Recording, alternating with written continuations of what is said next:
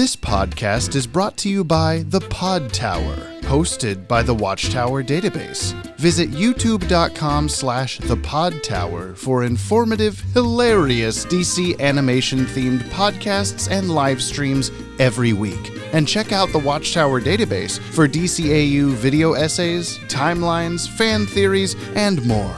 And please, enjoy the show.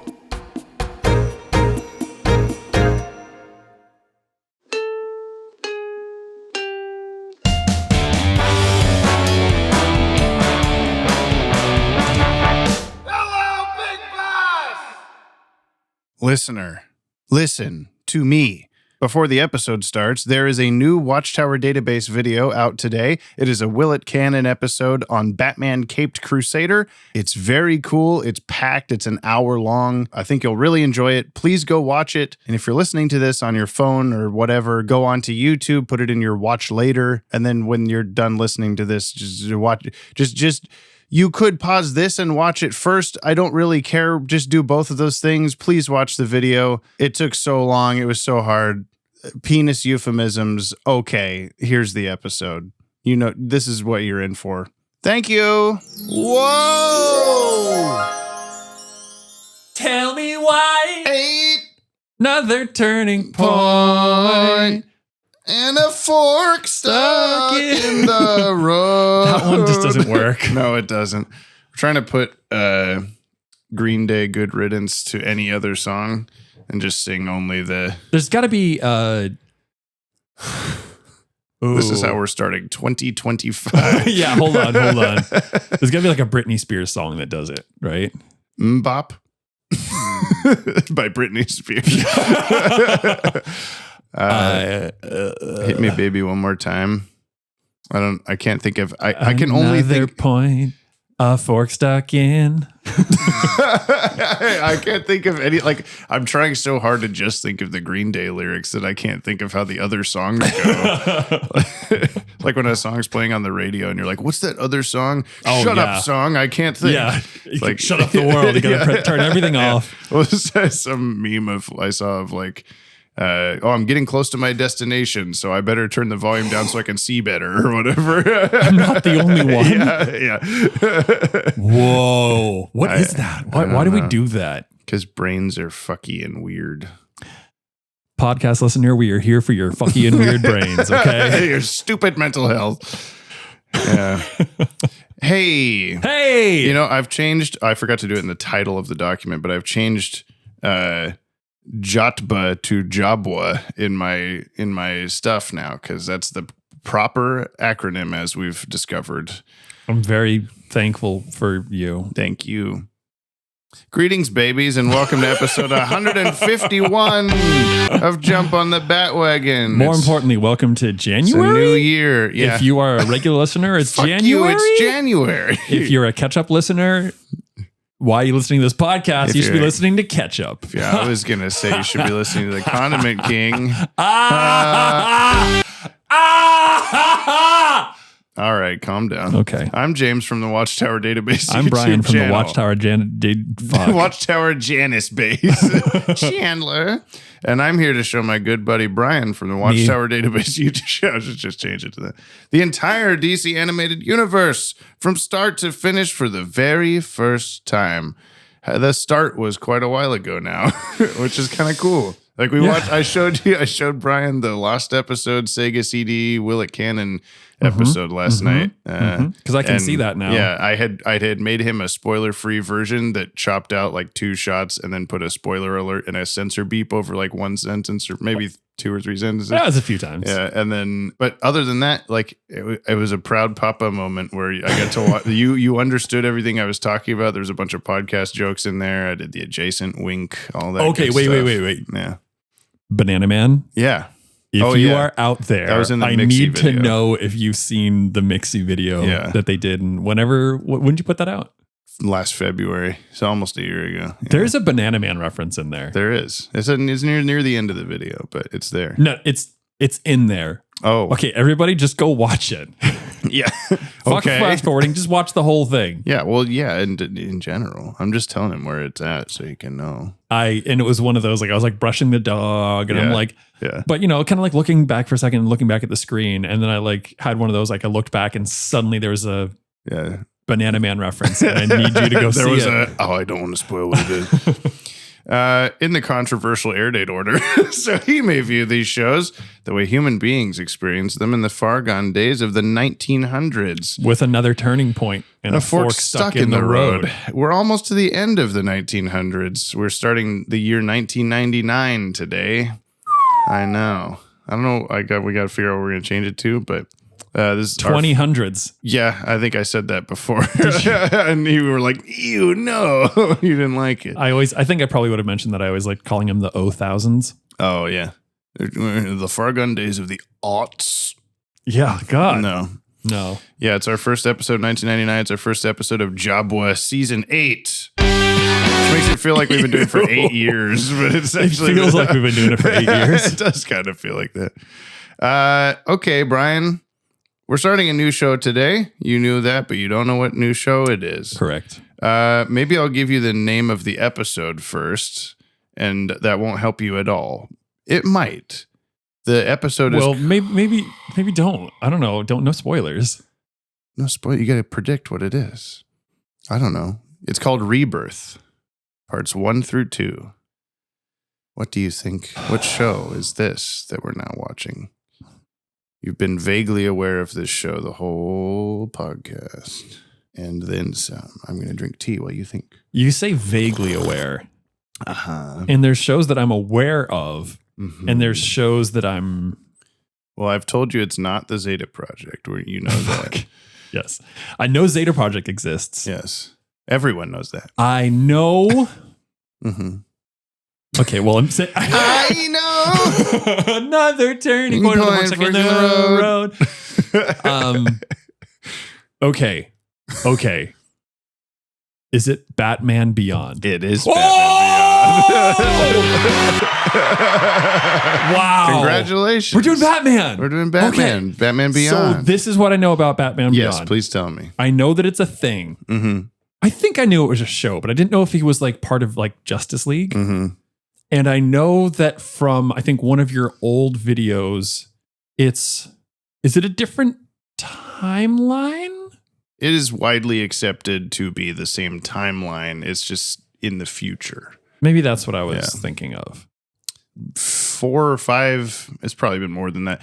The chemistry episode that we recently did, Poison Ivy episode, there's something in that podcast that you said that was very predicting of this show that I'm going to play for you when we get to the discussion, because it was so like everybody, we were talking about it in the Discord of like, oh, the fuck did he do that or whatever.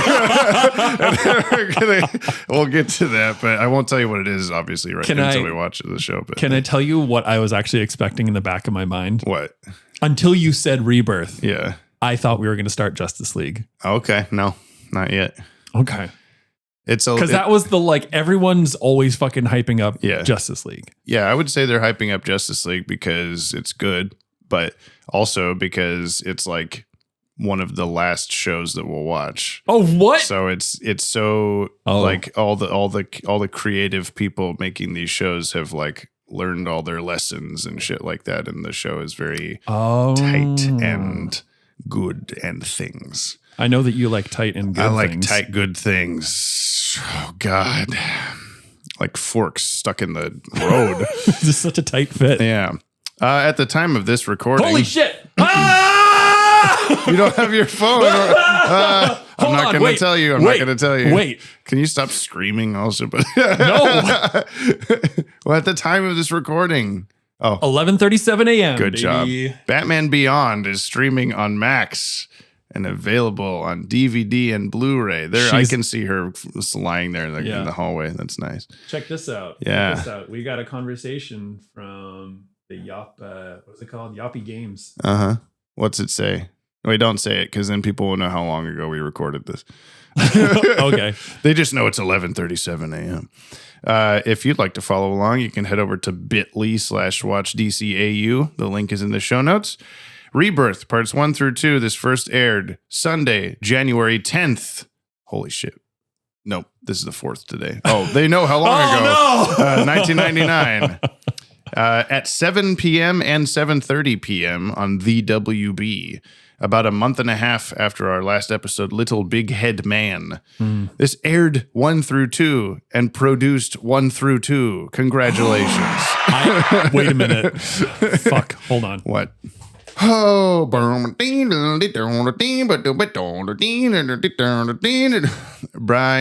rocked away to get a mysterious thing. I don't know what it is, but I'll see it pretty soon. I hear him chuckling about a mile away. I don't know what he's doing, but he's pretty cool. He's getting wine and wine glasses, except it's champagne. I hope you have the time, Brian's gay. What do you... Oh, because that's the number. I'm dumb. I'm like, why is he doing this? Champagne from New Year's. Does this mean your stomach can handle it? Because you were pooping a lot the other day. We're revealing that to the listeners. Food poisoning. Ah, my hand. He broke the glass. I'm hurt and bleeding. There's a reason why I didn't give you champagne fruits. It was a good idea because it's me. It's me. Yeah. I kind of threw up in the middle of that sentence. I'm sorry. Hey, yeah. Hey, 1 through 2. 1 through 2. Woo. Look, it's Max. This was written part 1 by Alan Burnett and Paul Dini and part 2 by Stan Berkowitz. The director is Kurt Gaeta. The music is part 1 Lolita Ritmanis, my guy. Your guy, and part 2 Michael McQuistion, Another guy. Animation is by Coco/Dong Yang. What a surprise. At least it's not tech bullshit last time Little Big Head Man. But it's Coco Dong Yang. I'm excited, Brian. Are you excited, New Brian? show. I am excited, Brian. That's my name. I'm unexcited, James. Oh, no. What does that sound like? I don't like Batman. Big Bang Theory had a reference to Batman, and they made a joke about Man-Bat, but they weren't smart enough to actually like reference like that Man-Bat's a thing. Everything you're saying is correct. So yeah, but it's just what you sound like. That's true. Head over to the link in the description to send us a Yoppie beverage and support the show. A Yoppie champagne. We'll give you a shout out in an upcoming episode, and we'll also plug your shit. Mm-hmm. We'll also do a push-up for every $1, so send us coffee for our health and your entertainment. Let's see. Where else here. do you get a nerd podcast with physical health as a consideration? You know? Yeah. Only us, baby. Only us. This is from Mikey K, who bought 5 Yoppie Bevs. That's 25 push-ups. There's no plug. There's no anything. No words. Just a Mikey K, 5 Yoppie Bevs. Actually, it's not even pluralized. Mikey K bought 5 Yoppie Bev. Hell yeah. So, Mikey, are we going to have to make some stuff up? Mikey K owns the nonprofit organization Better Call Paul, where if you need a pallbearer for any occasion, I don't know, I'm just making shit up. Is this from Bob's Burgers or something? No, I'm just inventing it in my head. I mean, that's Mikey K's nonprofit organization. Which is ironic because Mikey K also owns the for-profit corporation Kmart. Oh, yeah. It used That's to be what Mikey's the Mikey's for. Kmart. That's what the K in Mikey's for. Yeah. Or the K at the end. Mikey K. I don't think so. Let's do push-ups. Okay. Mikey K. Mikey K. Banana Man says Mikey K. Look at this. I'm in the hallway and in the room. 1, 2, 3, 4, 5, 4, 6, 5, 7, 8, 7, 9, 10, 11, 12, 13, 14, 15, 16, 17, 18, 19, 20, 21, 22, 23, 24, 25, 21. Come on, old man. 20. Come on, old man. 24. Do it for Mikey K. Do it for Mikey K. I didn't go as deep as I should have. No comment. I know. Thank you, Mikey K. Thanks, Mikey. Thanks for the health. While I'm thinking about it and out of breath, you should open presents. Oh, fuck. Merry Christmas. I'm going to give you this one off the air, but open this one on the podcast. Oh, my God, Jamie. Fine. James. I'll sit back here where You can't hear me breathing. I'll breathe right into the microphone because I have control of my lungs. I don't. As a brass player, I don't have any control over my lungs ever. Brian, open it faster. I'm trying. Uh-oh. I see the face. Uh-oh, I see the face. Uh-oh. Oh, my God. Who is it? It's Monsieur Freeze. It's Monsieur Freeze. Say it with an accent into the cup. Monsieur Freeze. Is Monsieur Freeze? Monsieur Freeze. Oh, God. Yeah, what is freeze in I mean, French? is cold, but what is freeze? I don't know. I don't care. I should know. Damn. He's got a tiny Nora. Look at my... He does. He has a tiny Funko Pop Nora. Oh, my God. What did I do? What did I do? What did I do? I don't know. Holy shit. Okay. He's I'm going to go. trying to not get you a lot of that stuff because I know you like to be less, cover your entire room with shit like that. But right. I have a corner of a shelf. Oh, yeah. Yeah. You got your Robin Bird up there. Yeah. You got your other Mr. Freeze from Justin. Yeah. There's the fucking, what's his name? Getting the Hydra's back. Oh, Phil? Yeah, but he's not over. He's not your co-pilot anymore in the truck. Mm-mm. Oh man. He bounced it on for too long. But yeah, I need to cycle. It's time. So I'll put this guy up. Yeah, I apologize. I wish I could remember who it was that told me about this was a GameStop exclusive pop figure. I bought one for myself as well, but I was like, I gotta get Brian one. It's Mr. Freeze and he's got a little Nora. So he's fucking cute. He's gonna be an out of box boy. Yeah. Because he's RFB. Cute. Wait, what does that mean? Remove from box. I've told you this so many times. I'm not gonna remember that. I know. I still gotta. I think I want to take out the creeper. Oh yeah, as well. Oh, his head is like fully. I don't know why I expected it to be like open on the bottom. Oh yeah, but me too. He's encapsulated. No, he's got to stay alive. Attaboy. You can take his head off, and there's spider legs underneath. Oh, he's got a little stand. Yeah, nice. Look at him. Look at him go. He's so cute. What a legend. He's so cute with his disease that keeps him from being alive unless he's in a frozen state. He's so cute. I like his little eyebrows. Someone does really good like microblading on that guy. Yeah, they're on fleek. Thank you, Jamie. Mm-hmm. I am bad at remembering to wrap things. Oh. And just do a rap instead. In West. No. I was going to find the did I put on here? Yeah. This is like the new theme song that comes on the new soundboard. It's way worse than the old theme song. Got it. Hold on. Ooh, another turning point, a fork stuck in the road.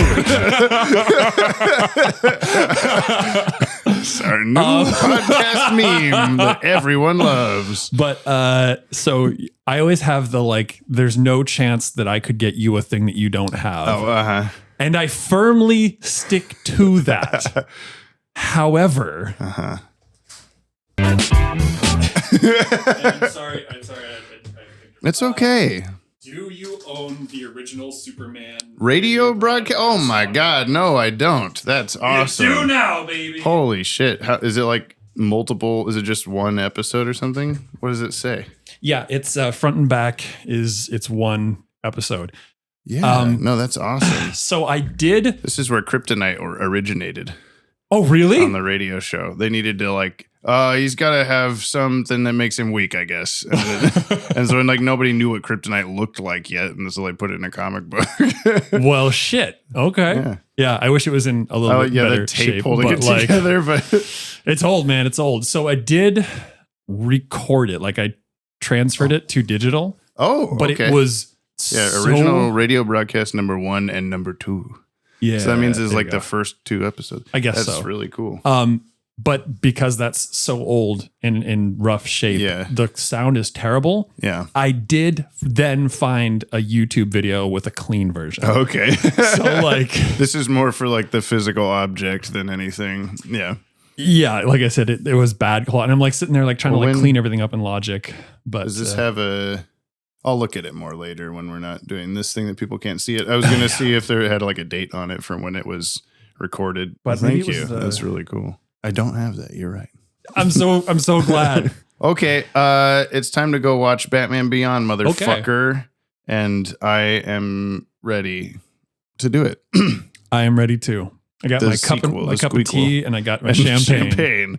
The best mixer. Champagne. Let's go do it. Stop, please stop. Jeez, no wonder he could fight.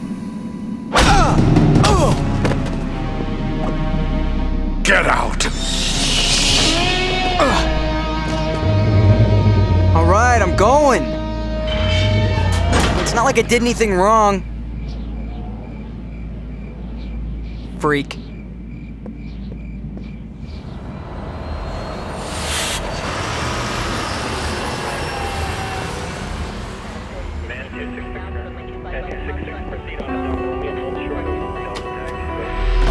Dad?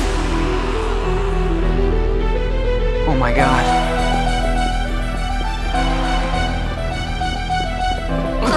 Terry! You're okay. Mom, what happened? A robbery.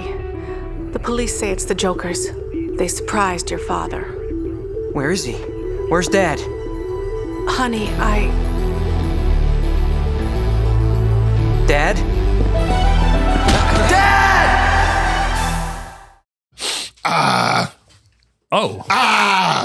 Jamie, stop yelling. You're pretty gay for some clown who thinks he's Batman. What? I do think it's funny the way he says that you're pretty strong for some clown who thinks he's Batman. And then Terry says, I am Batman, is closing in. And it's like, you know, this iconic shot from the show. It's a very cool line. It's riffing on the like classic, you know, Michael Keaton kind of shit of like, I'm Batman. Like he's emphasizing a different part of the sentence and all this stuff. I am Batman. Yeah. But then sitting with it in context to the episode, you're just like, well, maybe jumping the gun a little bit. You stole that. You stole that from Bruce Wayne, and then he's pissed about it. I wish it could cut back to Bruce. Yeah, when he says that, he's like sitting there at his desk just being like all pissed off really looking. Kid, yeah.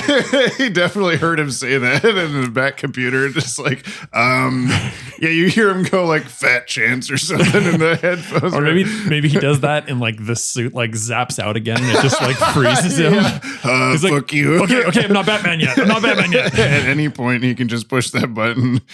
You're pretty strong. Oh, not anymore, I guess. Well, Brian Batman. Broderick.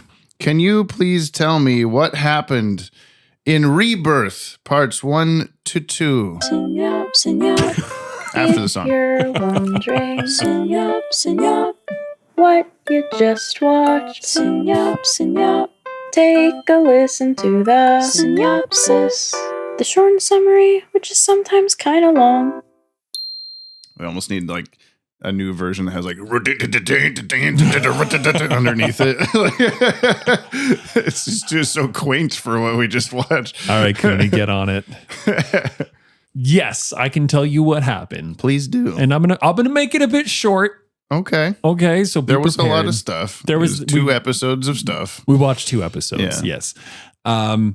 We are introduced to a guy named Terry McGinnis. Did I get it right? Uh-huh. Hell yeah.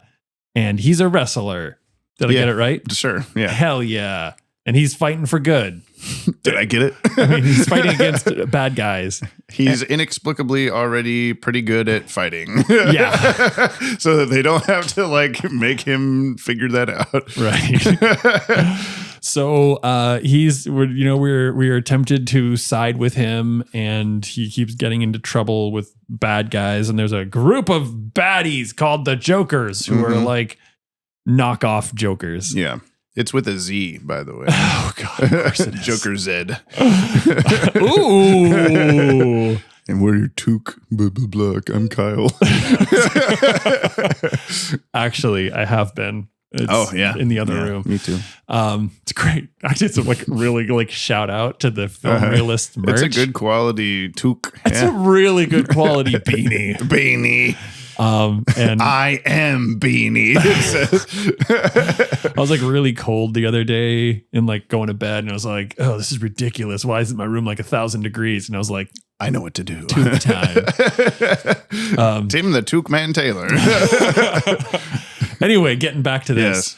Yes. So yeah, we have a group of ruffians, and they ruffian their way to Bruce Wayne's front door. By the way, Bruce Wayne, Batman, getting a the little first too scene, old. Yeah, he's fighting and he's having heart troubles.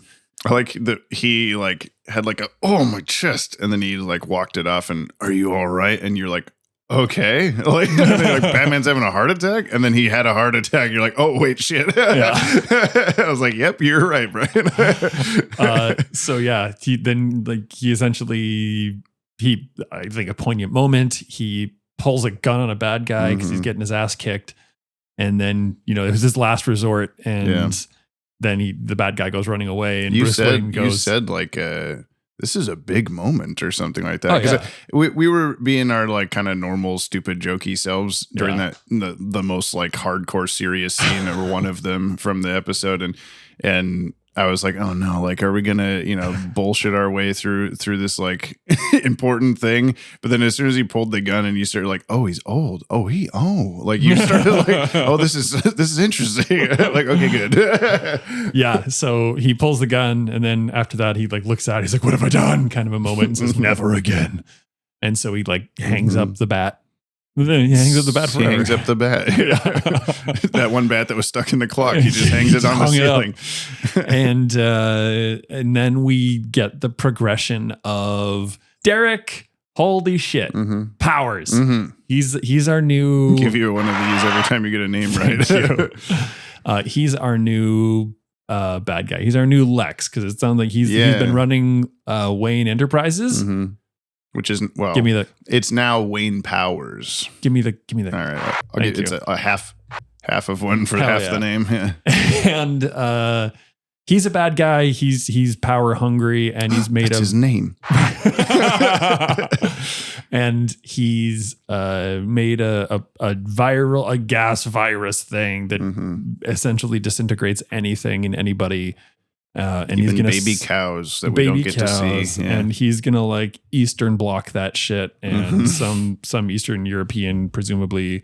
He was Kasnian, they mentioned as he was getting off the plane. Oh right, that we've heard that before. We've heard Kasnia, yeah. Shit.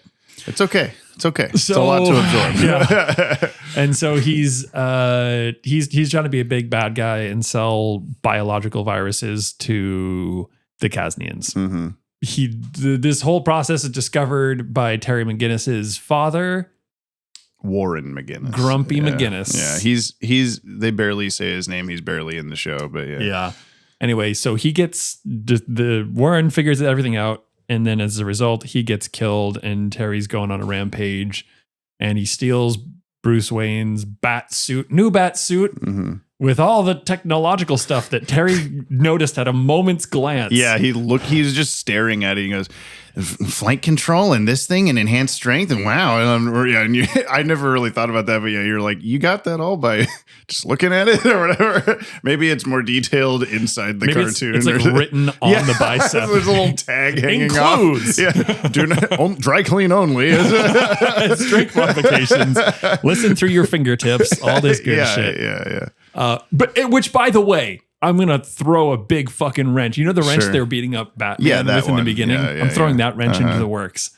He catches all of these things, the strength modifications, all from just looking at it in the closet, essentially. Sure. And yet, he's surprised when there's a radio transmitter and Bruce Wayne is speaking through him through the Batcave. I don't know. Come on. Of all the things, really? Maybe he I don't know. He couldn't see the stuff on the inside. I have no excuse for this. Really? I'm so sorry. The show's ruined. Big fucking wrench. Anyway. Look, here's my wrench for you. Why did it fit Bruce Wayne and Terry McGinnis both perfectly? They have completely different body types. It's got adaptogenic fabric that fits anybody's body perfectly. I saw that on the tag. It says dry clean only. He put it in a dryer and then it fit. Yeah, there you go. Oh, shit. Yeah.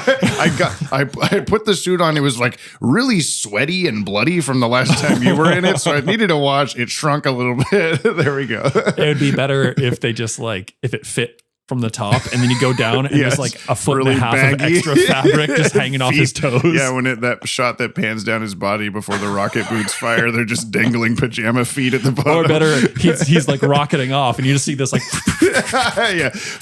in the wind. Yeah. Whoa. Toes are getting burned off. Yeah, it's just burning the bottom. So anyway. I'm gonna jump make quite a bit of jumping here because stuff happens.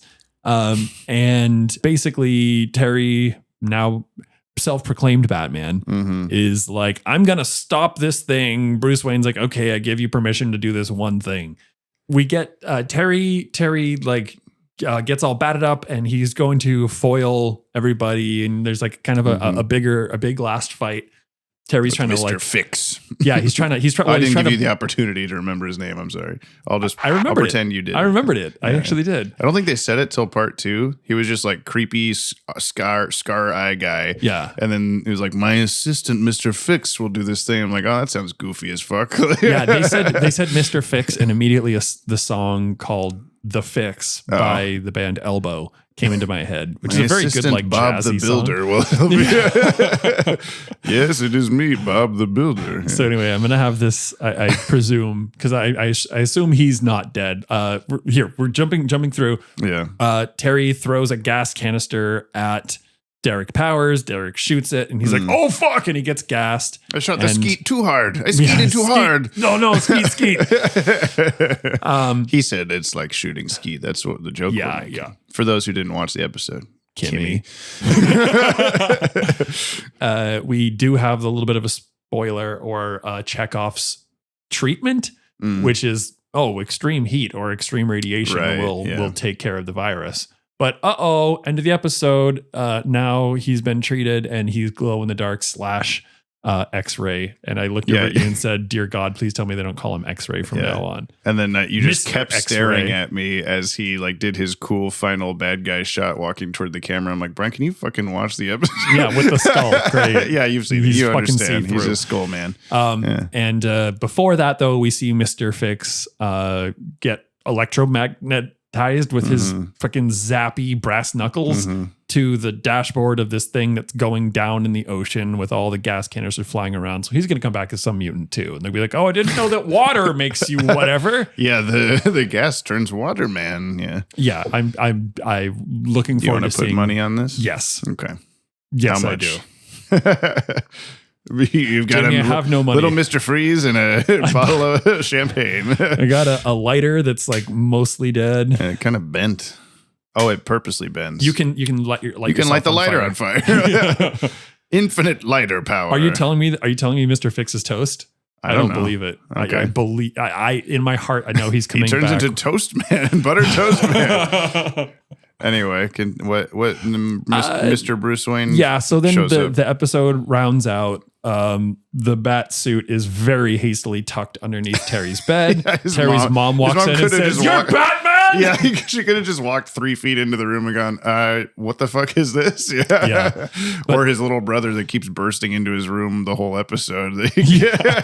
Hi. He wakes up and the little brother's just running around the house in a super loose Batman costume.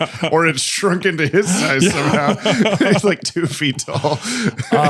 I would love to call out that he's adopted. Who?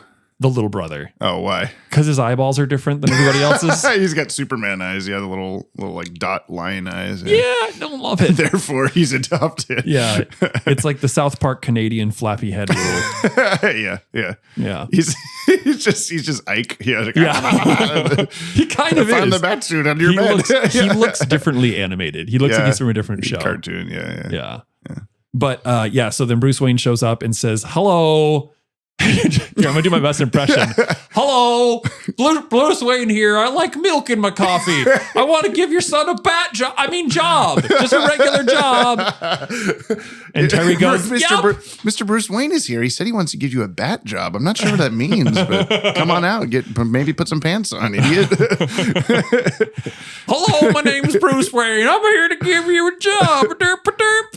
And his head's flapping around. "I'm here to give you a job, buddy." Sorry, Kyle. I'm not sorry, Kyle. He's wearing his toque. Yeah. You know when you like see a text and you're like, "I gotta respond to that later." Mm-hmm. You had a text and you haven't text what? Who? Yeah, I got like a Christmas text from Kyle that I forgot to respond to. Hopefully by the time he's listening to this in a couple of weeks, you have done that. Oh God, where's my phone's in the other room? I'll do it later. I'm so sorry, buddy. I saw the thing. Are you done? Are you synopsed that's to the max? That's the end of it. Then we get some new like Batman. We get some like pseudo new metal Rammstein-esque closing credit credits music or the whole episode, pretty much.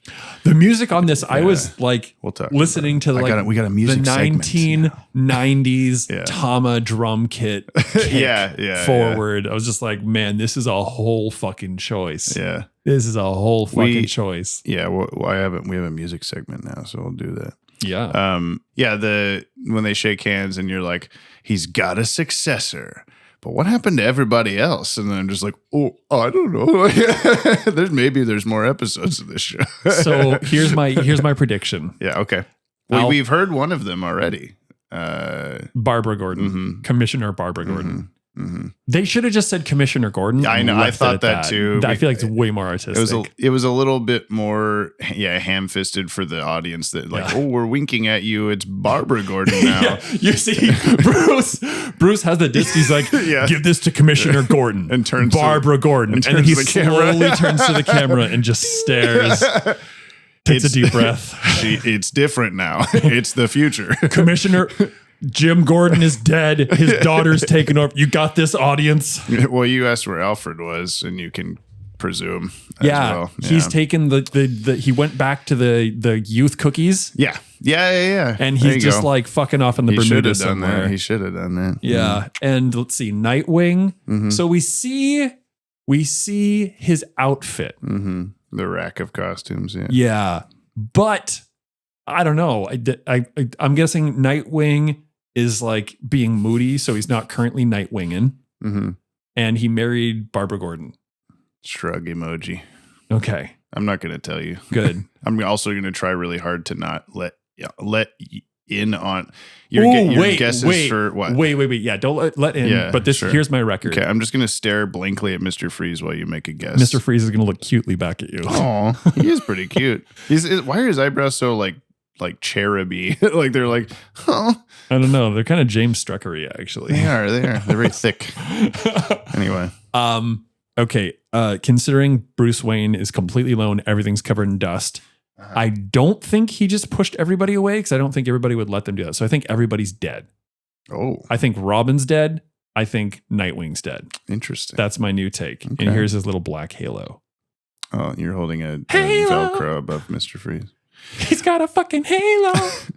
Let me read you the official synopsis. No! Okay. In the dawn of a new age, Terry McGinnis has found out a dark secret that Bruce Wayne was Batman.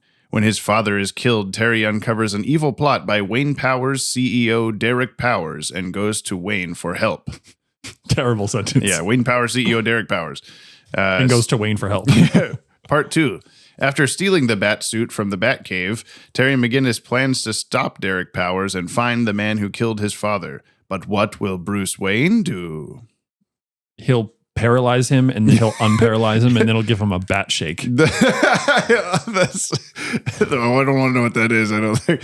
I need to give you a bat job in your living room in front of your mom. I do like that. Another thing, there's really only a couple things that kind of don't work in this whole thing. And we've said one of them, which is Terry just looking at the suit and being like, oh, adaptive this thing and bleh.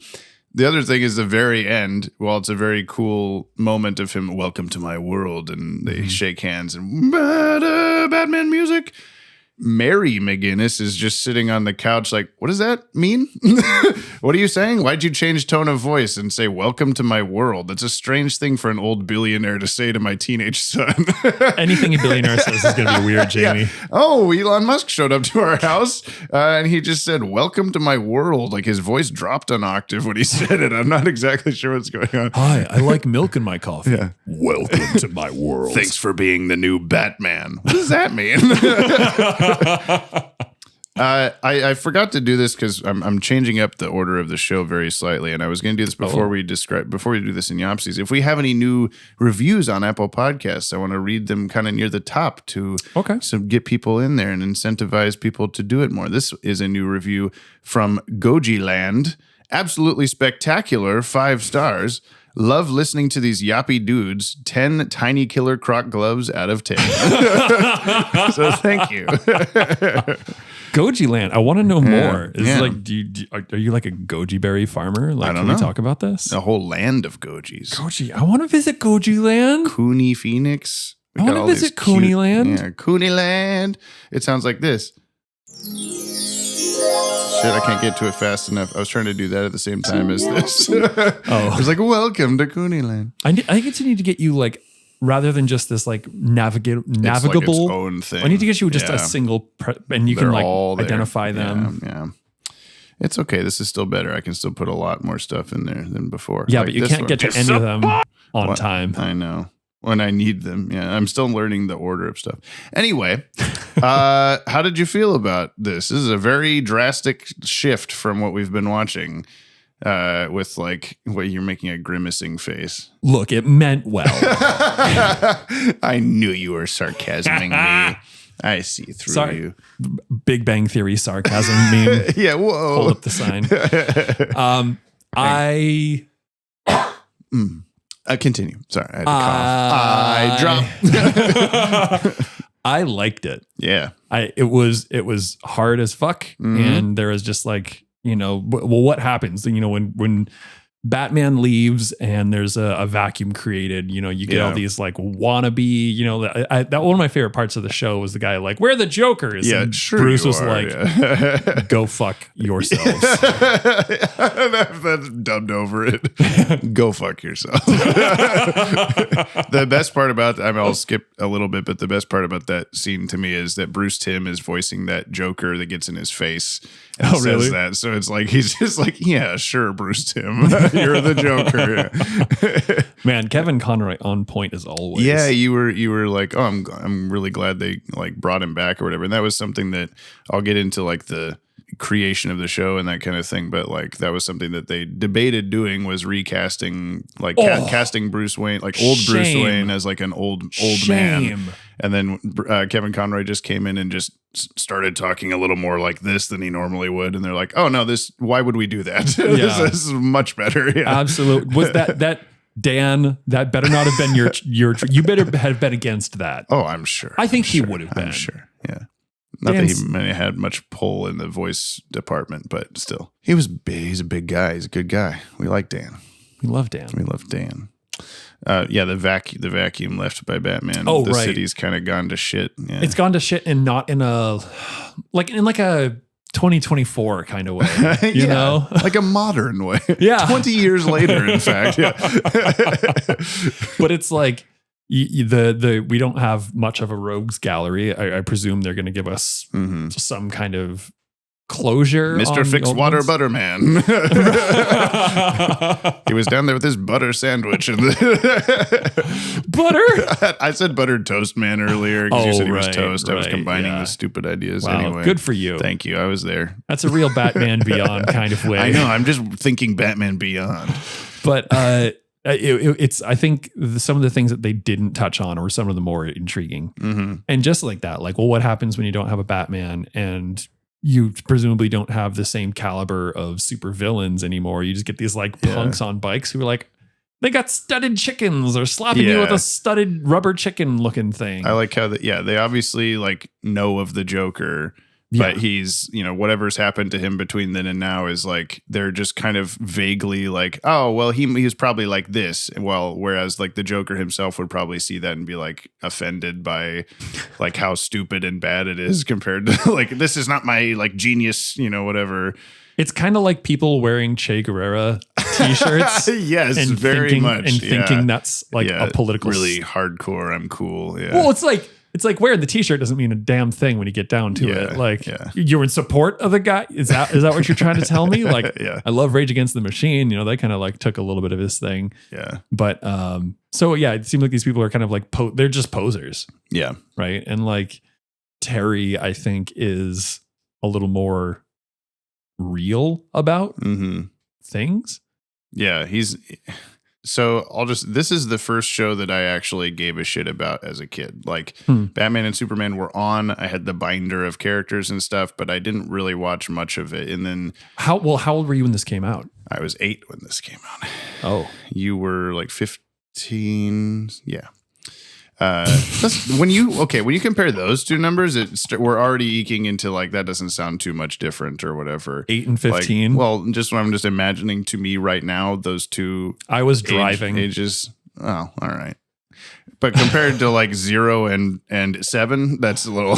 Yeah. Okay. But anyway, we could have had a conversation. I would have been like, "You're a weird child. I'm going to go play a metal show." Can you stop watching Batman Beyond, please? But yeah, there was like a little clip. I think it starts with when Terry is going up the road to Wayne Manor on the motorcycle. He's evading the Jokers, and he stops and like turns and looks down at the end of the road, and they all at the bottom. That all the way through the end of that little fight that they have in front of the gate was like a 2-minute or so clip on like the Kids WB website that you could download on dial-up over the course of like an entire day, and it's like super duper tiny version of the clip, but I downloaded 144p or less. I don't know. It was really small. 28p. Yeah. So many p. But oh my God, I've never seen so much p in my life. I'm 8 years old. But my grandparents' dial-up computer in their upstairs closet or whatever, I downloaded that and I watched that clip like so many times. I was so fucking psyched for the show. It doesn't even have Batman in it. Like, it's just old Bruce Wayne, these like Jokers, Akira motorcycle guys. But like, man, that 90-degree corner they take, I know. That was pretty badly animated. It was. They just suddenly kind of pop over there. Yeah. But yeah. So like I watched that so much, and then when I did forget to mention up top, when this episode came out, it was also released on tape as Batman Beyond the movie. It was just those 2 episodes combined, and it was marketing stuff or whatever. Yeah. And I rented that tape from the video store and I watched it, and then I cried at the end because it was over. Like, it's so short compared to like a normal movie. It's only like 45 minutes or something it's like half a movie length. And I'm like, all right, he created the bad guy and he's Batman now. It's over. There's no more or whatever. But that was like a vivid memory of mine. I was so excited for this show.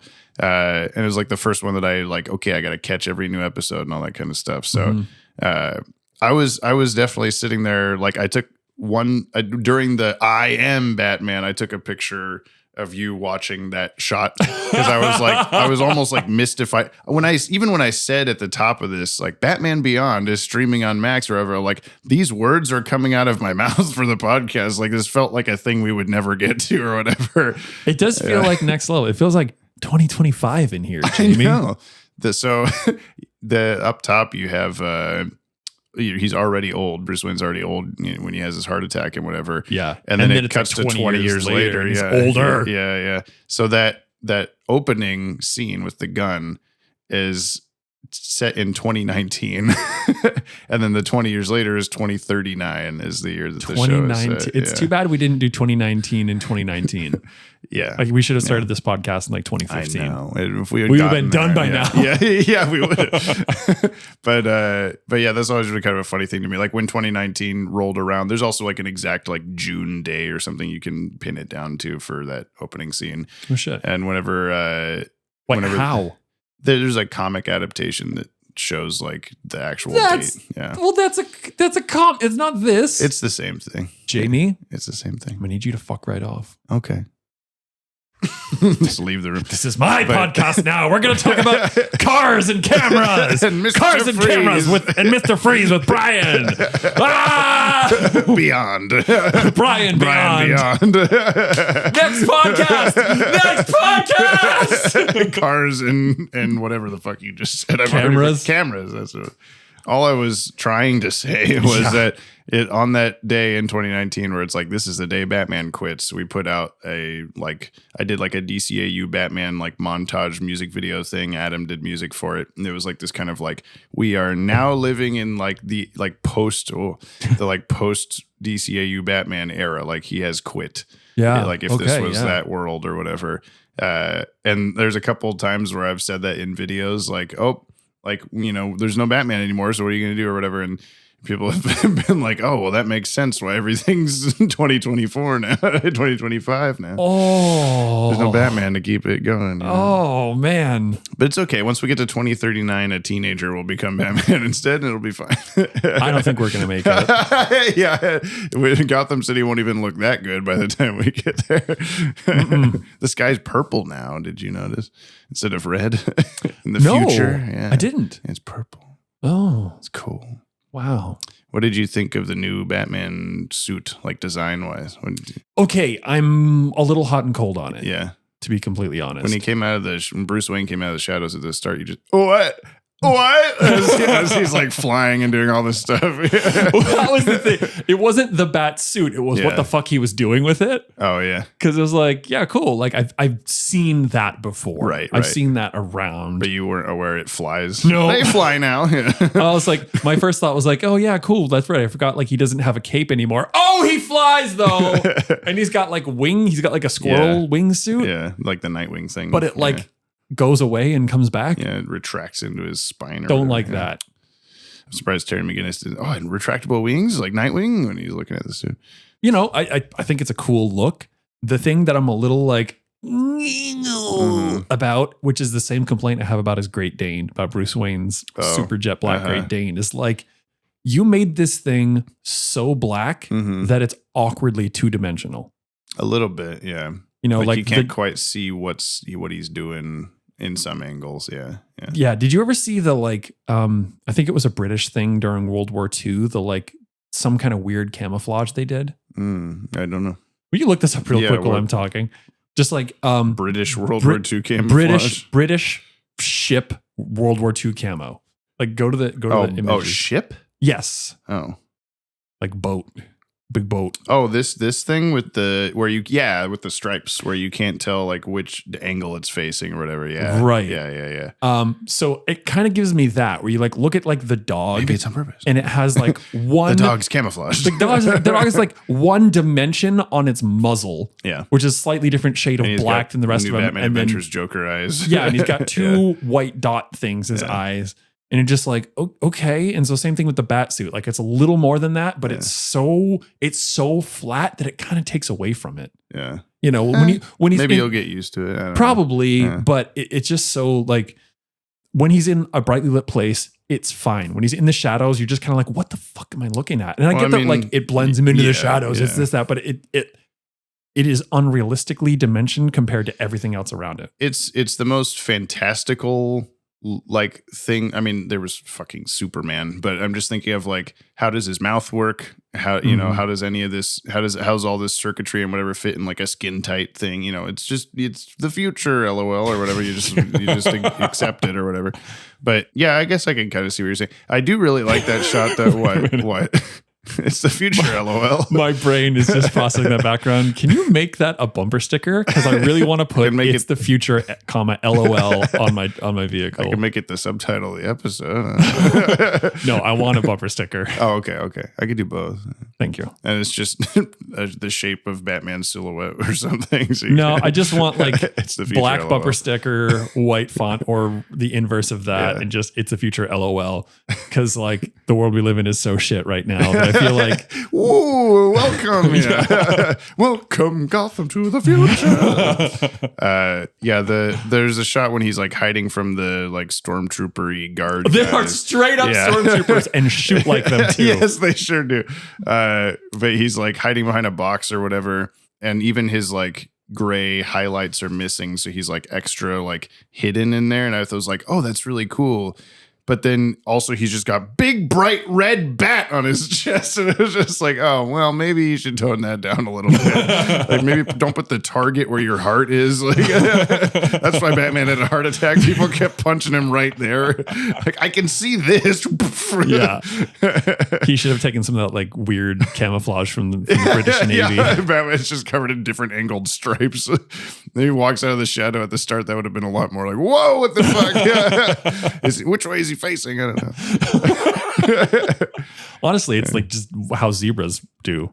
Yeah, I guess so. Yeah. How do zebras do? I like, is that a subtitle? I don't know. I liked at the beginning, I was a little worried in the beginning because I knew that you knew this was set in like the future, and you had already described at one point, like a couple of years ago, someone asked you, I think we were with Rob at the grocery store, and you asked like, or he asked you what you knew about Batman Beyond, and you were like, I think it's like, it's a new Batman and like, you know, blah, blah, blah. And then I was like, stop, don't talk about this anymore. Mm-hmm. So when the opening scene happens, I was thinking like, well, maybe you'll be under the assumption this is already the new Batman because we're in a new show or whatever. I was, yeah. And luckily they have at least a handful of clues of like you see old Bruce Wayne on the TV for a second. Yeah. Bunny Vreeland, Veronica Vreeland's daughter, is there. Yeah. And it's like, okay, this isn't that far from present day or whatever. And then of course it's Kevin Conroy talking, and so you're like, okay, it's still the same guy or whatever. Yeah. So luckily I was like, okay, maybe I don't, because I thought about before we started the episode telling you, like, just FYI, the first thing we're going to see, that's still Bruce Wayne or whatever. But then I didn't want you to be thinking, why was he telling me that? Or anything. Yeah, that would have been a weird choice. Yeah. Okay. Why wouldn't it be? Yeah. Another thing with my grandparents with this episode, weirdly, was like, my grandparents, I think I told you when we watched Little Girl Lost, which is not Growing Pains. Oh my God. There were the female furries, and one of them had the like tit dots. Yeah. And I told you about how I showed my grandma that character when I threw the binder, and she was like unimpressed. Like, I don't know. I don't think I like this or whatever. Uh-huh. And so that like she didn't care about this kind of stuff at all, which was fine, whatever. But when this came out on tape and I rented it, and I of course after the first time I watched it a bunch of other times. One of the times I watched it was in their house, and she was like starting it with me, like she was in the room, and she was like hooked on that opening scene with Batman like pulling the gun and all this stuff. Like she was like, like she got that, like, oh, he doesn't do that. Like this is fucked up kind of a thing. And my grandpa was like walking in the room, and then he ended up watching that scene, like the rest of the scene with her. And he's like asking questions like, well, what's happening? Or like, why is he doing that? Or whatever. And my grandma's going like, oh, Batman like used a gun and he doesn't use guns and all this stuff. And I'm just sitting there like, why do you know this? And that's really cool though. I'm 8 years old. So that'll also, that's what I say out loud. Yeah. I'm little Jamie Strecker. I'm 8 years old. I'm 8 years old. Yeah. Wow. But yeah, that'll also always stick with me as like a very like, okay, this kind of transcends like, people know this about Batman. He doesn't kill people. He doesn't use guns, whatever, even if you don't know these cartoons at all. And now you've had 150 episodes of these cartoons before we finally start this. Mm-hmm. And you get to like have that a lot more of a foundation, I guess, for these things. Yeah. But when I show people the DCAU that aren't you, I tend to start with this show. Because I feel like what? So I've always felt like begin at the beginning, Jamie. Goddamn. I know. Well, I've done this with 3 people now. I think where I've been like, let's start with Batman Beyond, because there are always people that aren't really into like a superhero thing. They're not really like it. It doesn't seem like their cup of tea, but I want them to try to watch this. And so I start with this one because even though it's Batman, it feels so different than any other Batman thing. It's set in this like Blade Runner-y anime future, and like. As soon as you buy into what's going on, then it's just like, oh, this is just its own like cool, unique thing. And you don't have to, there's not much of like, who's this? Where the Riddler? I don't know, or whatever going on. So yeah. I don't know if you felt like it was a good, like, do you like the aesthetic of this? Yeah. Yeah. I think when we watched. I don't like Terry's top lip, but like. He does have a very pronounced top lip. I'm not sure why, but yeah. Skin tone top lip. Yes.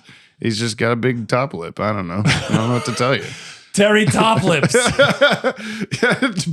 Batman's like Bruce Wayne figures like finally goes through the whole episode without knowing his name or whatever. Mm-hmm. And then they get to his house and like, oh, I was gonna offer you Batman the job as Batman, but then I realized your name is Terry Top Lips. And I'm like, I can't have my legacy. How did he figure out his name? Did I miss that? I don't know. I think he told him it was Terry at some point. Did he? I don't know. Maybe. It was probably in the like scene between the end of part 1 and the start of part 2 where he's like looking at the disc or whatever. Yeah. He's using my company to make nerve gas. Well, let me tell you the cast of this episode. Give me the cast. Okay, give me the cast, boys. It's Will Friedle as Terry McGinnis. He's credited in part 2 as Terry McGinnis / Batman. So I guess the show just lets him be Batman now. Cool. He was Eric Matthews on Boy Meets World. I don't know if you know that guy at all. Yeah. But that's him. He's also Ron Stoppable in Kim Possible. Oh, shit. He voiced Bumblebee in Transformers Robots in Disguise. He's been Nightwing in a handful of direct-to-video animated Batman movies. And he voiced Star-Lord in various Marvel animated projects as well.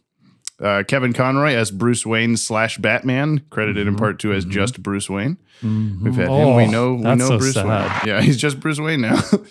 Terry Garr as Mary McGinnis, Terry's mom. You know her as Inga in Young Frankenstein. Oh, fuck. It's also Sandy in Tootsie, Ronnie in Close Encounters of the Third Kind. She is Girl Outside Rink in one episode of the Adam West Batman TV show. And she's Girl Outside of Rink. Girl Outside of Rink, the famous character. And she was Vanessa Lappert in Duckman, Private Dick. Jamie, you can go eat a private dick. I will. We have Michael Gross as Warren McGinnis. He was previously Lloyd Ventrix. Do you think he's German? I don't know. I just know he was previously Lloyd Ventrix, the Invisible Man in See No Evil of B-Test. Okay.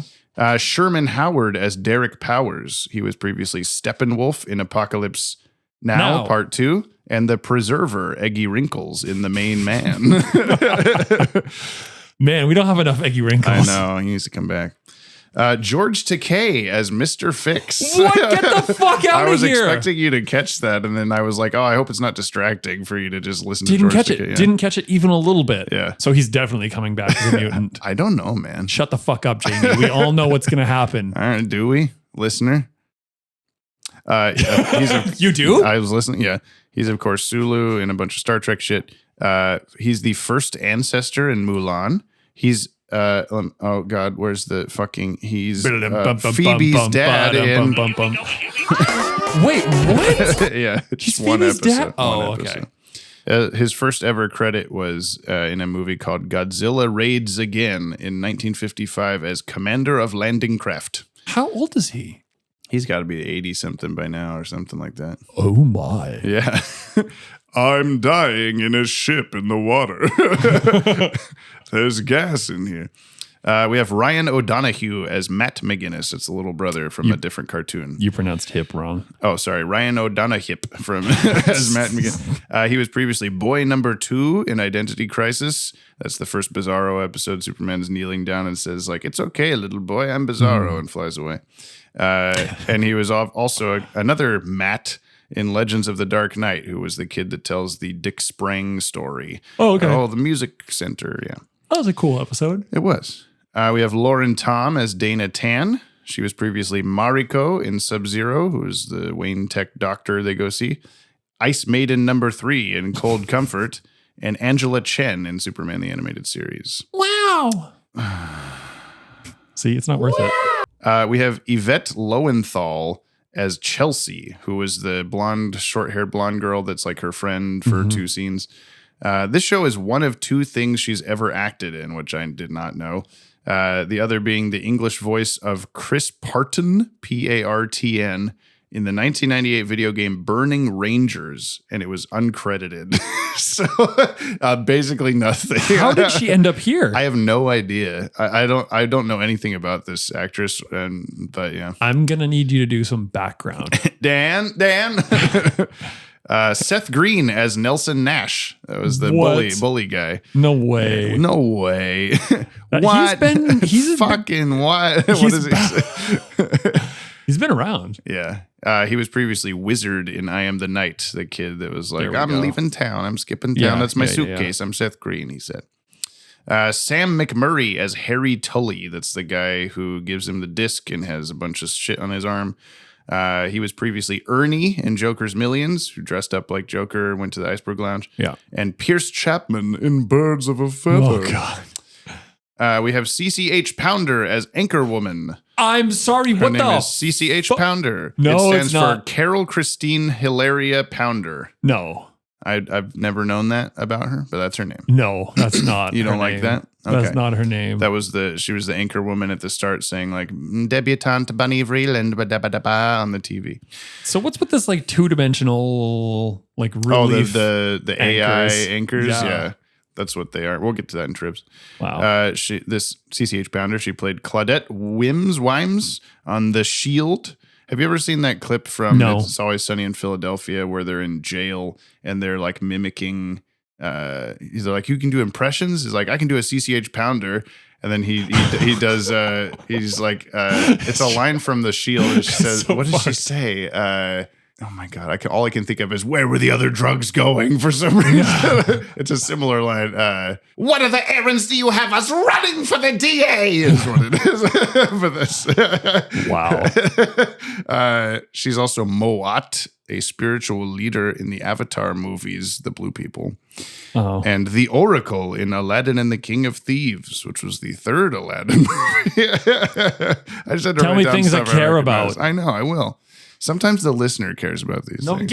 Yeah, but whatever. Okay. We have CCH Pounder. CCH Pounder. Bro, that's like if you go to Baltimore to get like a weird hamburger, you know it's going to be a CCH Pounder. It's the CCH Pounder, yeah. Cholesterol. It's a fish sandwich. What's the big veins called? Arteries. Cholesterol, artery. Yeah. Heart something pounder, yeah. Jack Roth as virtual newsman. This is his only DCAU acting credit. He plays Jan Jansen in Baldur's Gate 2 and has had bit parts on Gem, Extreme Ghostbusters, and Biker Mice from Mars, which are all cartoons from when you were a child. Go to hell. Clyde Kusatsu at the beginning when you were like, oh, he's old. And you turned to me, almost as old as me. Like you just said it before I could. Yeah, I know my audience. Clyde Kusatsu as Coach. Like, I saw you throw the first punch, even though he spit in your mouth.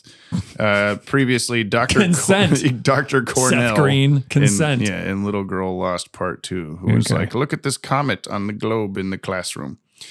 Mark Warden as Joker on Monorail. That was the guy at the start that was like, I'm like, have one Harley Quinn thing, and I'm leaving. Yeah. He was Iron Man in the Invincible Iron Man, Planet Hulk, and Ultimate Avengers animated movies. He played Killer Moth on Teen Titans, Deacon Blackfire in Batman Arkham Knight, and Sinestro in Lego DC Supervillains. And a bunch of other stuff that I didn't recognize. Okay. Reno Romano as Kidnapper. Yeah, Veronica's daughter at the beginning. Oh, yeah. Yeah, I forgot about those guys. Dumbass! Whoops. Well, what I love about, I didn't include this in shows, but what I love about that scene, all of those different kidnappy guys are like background extra thugs from New Batman Adventures episodes that they just reuse because like whatever, nobody's going to care. But you pointed out like that guy, like where are his eyes or whatever, because they're just deep like black half circles or whatever. That guy and yeah, all those guys are from like the I think it's in Chemistry when Batman and Robin go to the jewelry stop the guy. Okay. Like half of those guys are just from that scene. So it's always just funny. They ate the cookies too. Yeah, it was like it's always so funny to be like, wow, they aged like finest wine ever. Like, this is amazing. Anyway, yeah, Reno Romano is one of them. This is only DCAU acting credit. I think he might have been the Crowbar guy. I don't know. This is the only guy that really said anything. He was a narrator in the 2007 Curious George animated series and various Curious George animated movies. My stars. He played Randy Hernandez in the Godzilla animated series on the 90s that was on at the same time as this. Handy Hernandez. And he also played Spider-Man in Spider-Man Unlimited and various Spider-Man video games. He would go on to voice Batman in The Batman 2004 cartoon, which is not part of this, but it happened around the same time as Justice League. So it's cool. Bruce Timm as Joker's leader, who originally was going to be also Reno Romano. And apparently Bruce Timm on the audio commentary said like, he didn't like do a good job at that character. So I just re-recorded the lines. Wow. Way to John Lennon and Paul McCartney that one, Bruce. I'm just okay to tell you. He was on the show. He was also previously the Mad Bomber in Beware the Grey Ghost. And in the Zatanna episode, he played a goon named Red that I don't remember. He gooned in the Zatanna episode, probably. Corey Burton as Vilmos Egan's, as a Kasnian man. He was previously Binko in World's Finest Part 1, Stand Owner in Little Big Head Man, and Brainiac in Superman the Animated Series. John Rubino as reporter. I guess also, what other fucking reporter was there besides the AI man? I don't know, maybe another AI man. He was previously guard in Bizarro's World and gang member in Groma Penis. And Phil Hayes as guard is the last thing. One of the stormtroopers, probably. He was previously guard. I'll take him, or he's mine. Yeah, probably. Or I'll have what she's having. Yeah, as he comes over to Batman. Previously guard in Feeding Time, Blaine in Tools of the Trade, and Sergeant in Critters. And that is the cast. It's a fucking long-ass cast. There's a lot of people in this episode. This episode's. Thank you. Yeah. Thank you. Tribs. I just have up here, James, explain the concept of the show. So that's not a trib. That's just what you were going to do. Yeah, it was what I was going to. I was just a reminder to myself. Because I'm just gonna do it. I'm gonna do it. So Batman and Superman cartoons are happening, and Kids WB is like, hey, not enough kids are watching this. Like, we're getting a lot of like 13-year-olds watching this and older, but not enough like children. So we need you to. We gotta invest in the future. Yeah, I guess it was the same thing whenever we had Batman the Animated Series became The Adventures of Batman and Robin, because they're like, Robin's a child. And they're like, he's like in college. Like, no, Robin's a child. Make him do the thing. So make him do kid stuff. Yeah. So for this, they came to Bruce Timm, Paul Dini, Alan Burnett, and were like, hey, we need you to make a teenage Batman show. And they're like, what the fuck? What do you mean? And they're like, no. Nobody's watching the normal Batman show. Make him Batman a teenager. And so they like tried to figure out like, what the hell are they going to do? Because they couldn't set it in the same continuity if they were going to do a teenage Batman, because, you know, we saw in Mask of the Phantasm, he became Batman as an adult, you know, whatever. There's not just teenage Batman, he's an adult. Teenage Batman, fork in the road. So they, after like thinking about it for a while, they just like, well, a loophole could be if it's in the future and there's a new Batman. He is in the future. Yeah. Future Batman. Fork in the road. But the also the mandate from, or like the request or whatever from Kids WB was like, request. Make it, mandate. I don't know. So kind. I use the word mandate a lot in our videos, and I feel like it sounds a little too harsh of like, you have to do this. Yeah. I don't want to go on a mandate. Yeah. This is 1999. Really? You don't want to go on a mandate? We could after this. We can get lunch or something. We mandated ourselves to the donut shop. We sure did. We got donuts. Took you to the donut shop. You let me lick the fork in the road. I'm going to stop doing that. Yeah, that one wasn't funny. Thank you. Listen, they're not even laughing. Where's the... Don't even press the laugh button. No, I'm not going to. Please clap. So we'll say in the future, but Kids WB's like, also make it like cheerier and more for children. And then they just did the opposite of that. This is like the darkest, like grim shit that we've. They're like, hey guys, let's start with the music. So nu metal's going to be pretty big, like anytime now. Yeah. Actually, it already was pretty big. Nu metal's pretty big. Let's do like a nu metal intro. Let's make it be like hard as fuck. Yeah. Let's make people get like melty sores on their body. Yeah. And then we're going to make some dude transparent. Batman points a gun at the camera and a cow dies. A lot of people die. There's also just, we'll talk about the music, but it's hard not to, but the like, just general creepiness of just all the kind of like atmospheric stuff going on. The whole episode was very like gets you in the mood, I think, to have sex. You gave me a weird look when I said this, but yeah, just like waiting to see where you're going. It puts you in this the headspace of like, oh, this is, very like dark shit going on. And that when he's sitting in the window and pressing his fingers against it, that's always been like a cool scene to me of like, I just kept thinking that the whole time was just in general, like, this shit is cool. Like, there's just a lot of cool things happening. Wait, so you're supposed to be explaining to me trivs, though. Yeah. No, I said, I'm tangenting. Oh. I said the formation of the show. I'm trying to get you. We got to this. Okay. That's. Okay.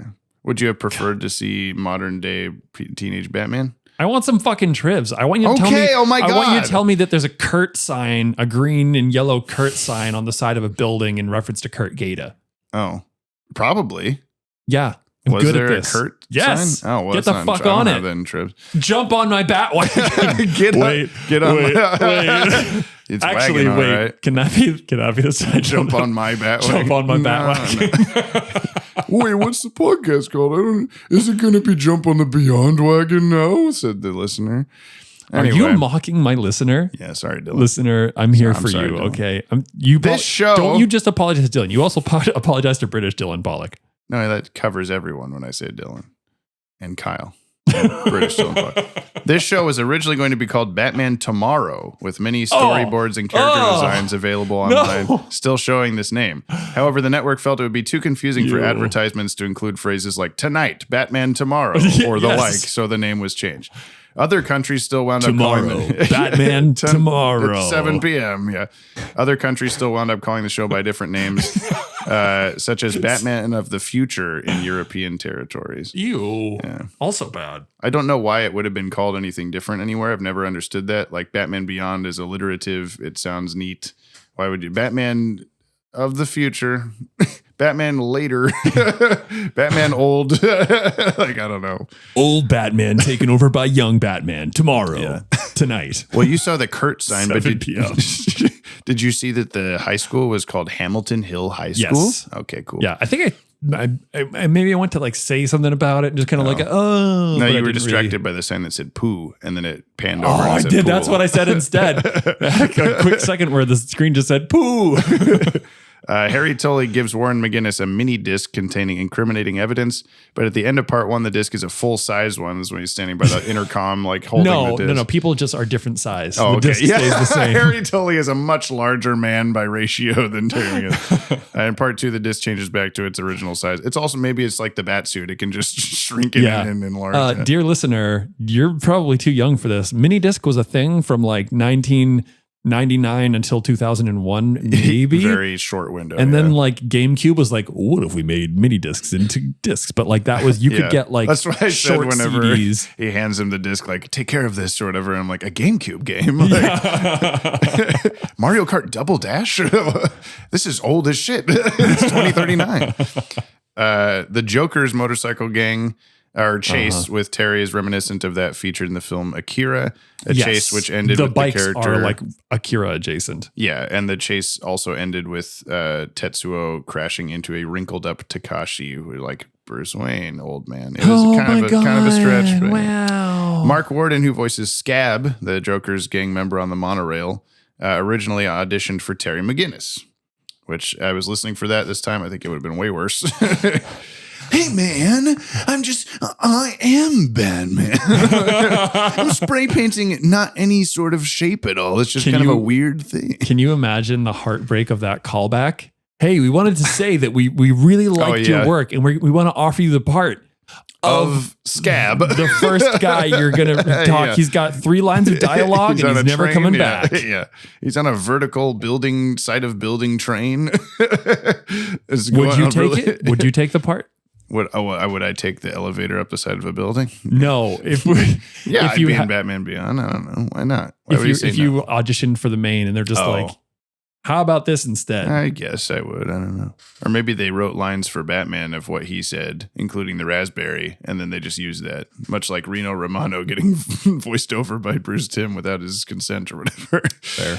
Derek Powers' security guards' uniforms are very similar to Kryptonian soldier battle suits in the Superman the Animated Series episode Blast from the Past. This was when we saw Jaxter and Mala flashback to like, we're Nazis, and they all look almost identical to that. Yeah. Whoa, okay. Yeah. Someone mentioned that in the emails, I think, on that episode, but I was like, I can't tell you what they look like at all yet. Part 1 was nominated for an Annie Award for Outstanding Individual Achievement for writing in an animated television production. Never mind. Annie, the little girl from Little Girl Lost, Not Growing Pains. Just kidding. It's the other one. In Anime Fantastique magazine, number 4, Bruce Timm and art director Glenn Murakami were initially against the idea of the Joker's gang. We were actually against this idea because of how much we were trying not to do things like that, but at the same time, we realized that it made sense.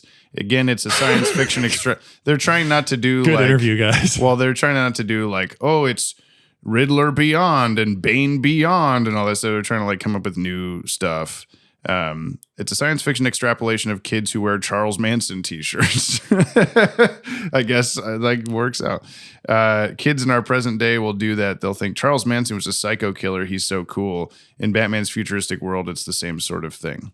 In the same issue, Paul Dini discussed the newscasters introduced in this episode, noting those were supposedly created in a computer to appeal to all different sorts of people and look happy to everybody. They are of no defined backgrounds except human. They could be talky, smiley heads, except they are a little more human stylized. They are designed to be, in the world of the show, completely computer-generated people. You didn't like that, though? You didn't like the flappy lip AI anchor guy? I mean, I didn't hate it. Okay, you're ambivalent to this concept. Yeah, I mean, whatever. It's exactly what's going to happen to everybody. Ooh, there's a line that's coming more and more poignant as the days go on from Aesop Rock's latest album, and the song is "Mindful Solutionism," and he's talking about like technology like taking over in a way. Mm-hmm. He's talking about like he says there's gonna be AI newscasters. He says you can get a robot limb for your blown off limb. Later on, the same technology can automate your gig, as awesome as it is. Okay. He's so fucking good. That's good. Anyway, it's just kind of reminiscent, like, because honestly, by 2039, we are absolutely not going to have real newscasters anymore. Oh, I probably, don't like by 2029. I don't think we're gonna. We've used I programmed I drew that newscaster guy and then did all the different shapes of mouth and programmed that into a character animator thing that we've used Jordan Newman to voice breaking news straight from the Watchtower on a handful of shorts lately. And it's just that guy in the corner and the like lip flaps match what Jordan's saying. It's pretty cool. And I can finally show that to you.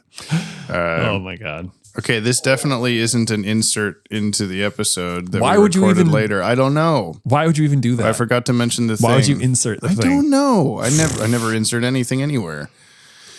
Sad love. Sad love. That's from next time. You'll get that next time. I forgot to mention the thing, the why. Yes. So I had the episode Rebirth on a SD card that Brian transferred to his computer over 20 minutes time. 9 gigabytes. Yeah. He gave me a 9 gigabyte movie. I'm sorry. I don't know what I'm doing. I don't know what I'm doing. It's because I edited it together into movie form, much like I did for World's Finest, those who were there to watch that with us. But I also fixed a shot that was fucked up on HBO Max. I fixed a shot. Oh, I thought they took something out that you didn't agree with. Both are true. Oh, so okay. Tell me. I'm pretty sure this is this way on HBO Max. I know it's this way on the Blu-rays. I actually haven't checked if it's this way on HBO Max. I meant to do that this week before coming here, but I assume that it is because it's the Blu-ray stuff is what's on there.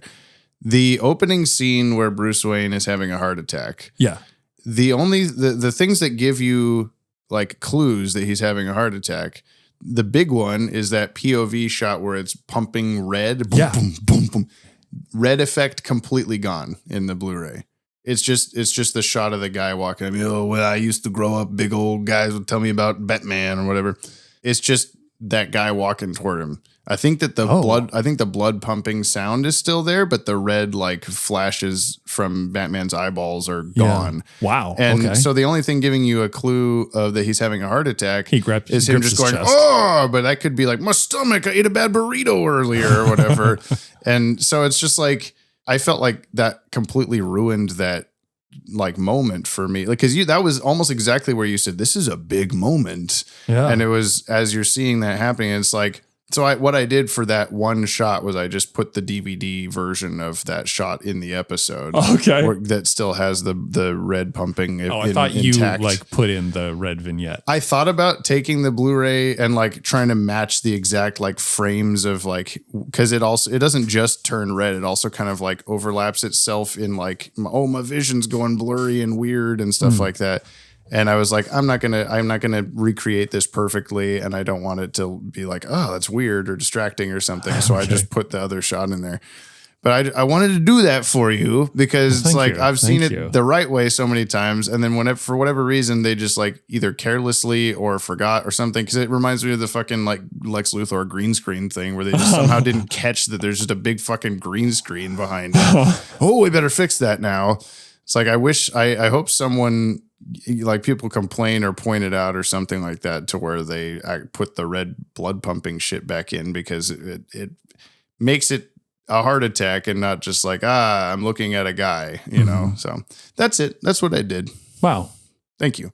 Thank you. Back to the whatever we were talking about. Last thing I've got is Terry's comment, back off Scooby. It's me to Ace at the end of part 1. Obvious reference to the iconic cartoon character Scooby-Doo. Ace's barks and growls are that of an actual dog in this episode, but Not a Great Dane. All subsequent appearances, Frank Welker will voice Ace. Oh. He's been doing a bunch of animal sounds for the whole show, or the whole stuff so far. Welker took over the role of Scooby-Doo following Don Messick's death. Oh. So it's a funny thing. I would also like to put like a little sub triv in that triv that Scooby-Doo is also supposed to be based off of a Great Dane. Yeah, and so is Bruce Timm's dog. He fucking better have a Great Dane. I know. I'm pretty sure he does have a dog, but is it a Great Dane? I don't know. He's a very private man. If it's a Pyrenees, I'm going to kick him. It's a Chihuahua. I'm going to steal the Chihuahua. Yeah, I was hoping you would like Ace because, I mean, pretty clearly like he's going to be around with old Bruce Wayne. Check it. Look, like, hey, big dog. Picture of a Great Dane right here. Oh my God. Jojo? Yeah. Oh, I do one of these. I do one of these for myself. I got the name. Boy. I only met her like twice. So God, she was so cool. Yeah. Let's not worry about that. Let's talk about Keen effects. Yeah. Keen. In this episode. Wow, that sounds completely different when I hear it over. You got the stereo version now. Yeah. Lots of shit in this was very Keen. Yeah, so let's not even talk about it. Everything. I was about halfway through part 2. I was like, I should probably be keeping I was just like absorbed in the show. I was like, I should probably be keeping an eye on like Keen things so we could talk about them. The one thing that stuck out to me when I thought that was when Derek Powers' hover limo pulls up in the middle of the street. When it's like behind Terry coming up the road, there's like a cool lens flare behind him for a split second. And then he turns around and he does like a weird like anime phase. Whoa! As the headlights are approaching. Yeah. It's like, that was Keen. Yeah. All the lasers and shit, but also see through Derek Powers, Mr. X-Ray at the end. Yeah. Dr. X-Ray. Most of just the like futuristic, I mean, just it's kind of more of a environmental thing than an actual effect, but just all the like, I love all the designs of the buildings and all the Japanese like symbols and words and architecture and stuff like that. The kanji stuff. Has anybody translated any of that? The opening shot of the intro, which you were just going, what in the 16:9 is going on whenever it started? Did you catch the notes from Kimmy's new ukulele thing and that? In the opening. Well, that was the. But you were like, I wish it was. I did catch it. That was my. That's why I made the comment. Yeah. Like, why didn't you have it be that? There's a it is lot hard of to, weird and CGI going on in the intro, but it's not actually. I'll tell you about that in a second. I should have put that in trips, but it looked kind of, was it like rotoscope? Because it looked like it was actual like video stuff that had been taken. Let me answer your question first. Is that opening shot of the intro? It's like the bay of the water, and then the camera kind of tilts up as it's shooting across the water, and there's buildings in the distance, and one of them has a very obvious symbol on it that just says yellow. And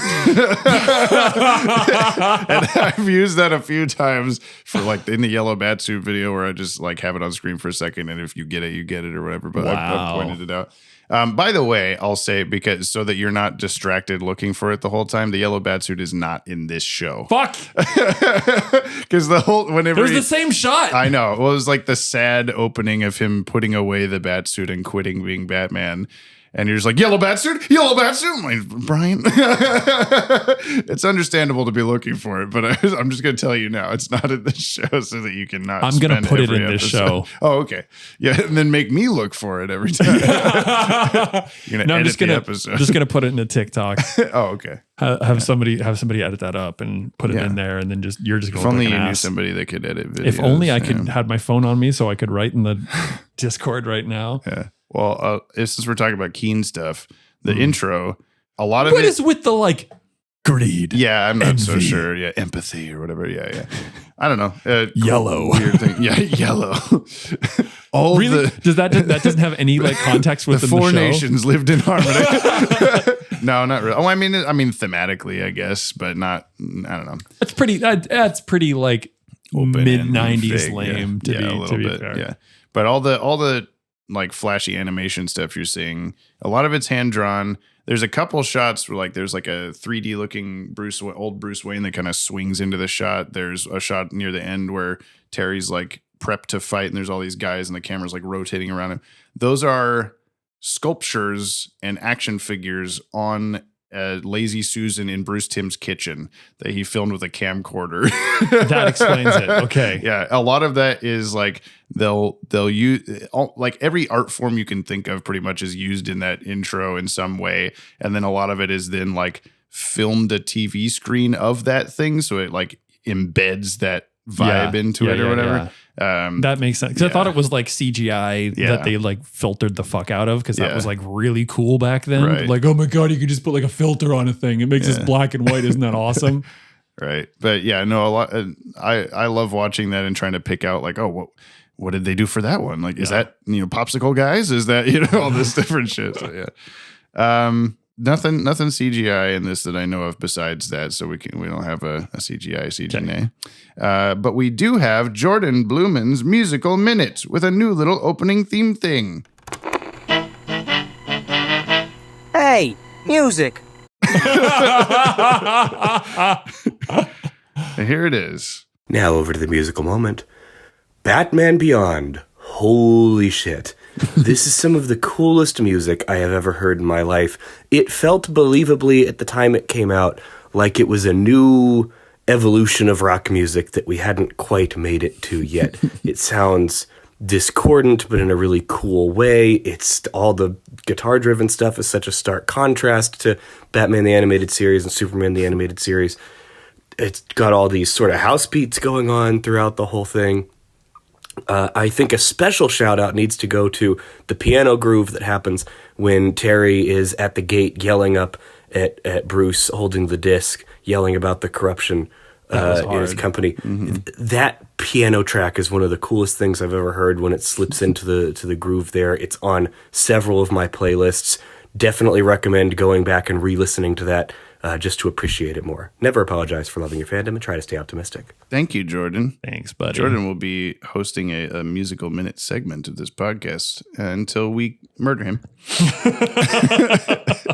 Thanks, Jordan. Yeah, that piano thing. Like, and then they're like,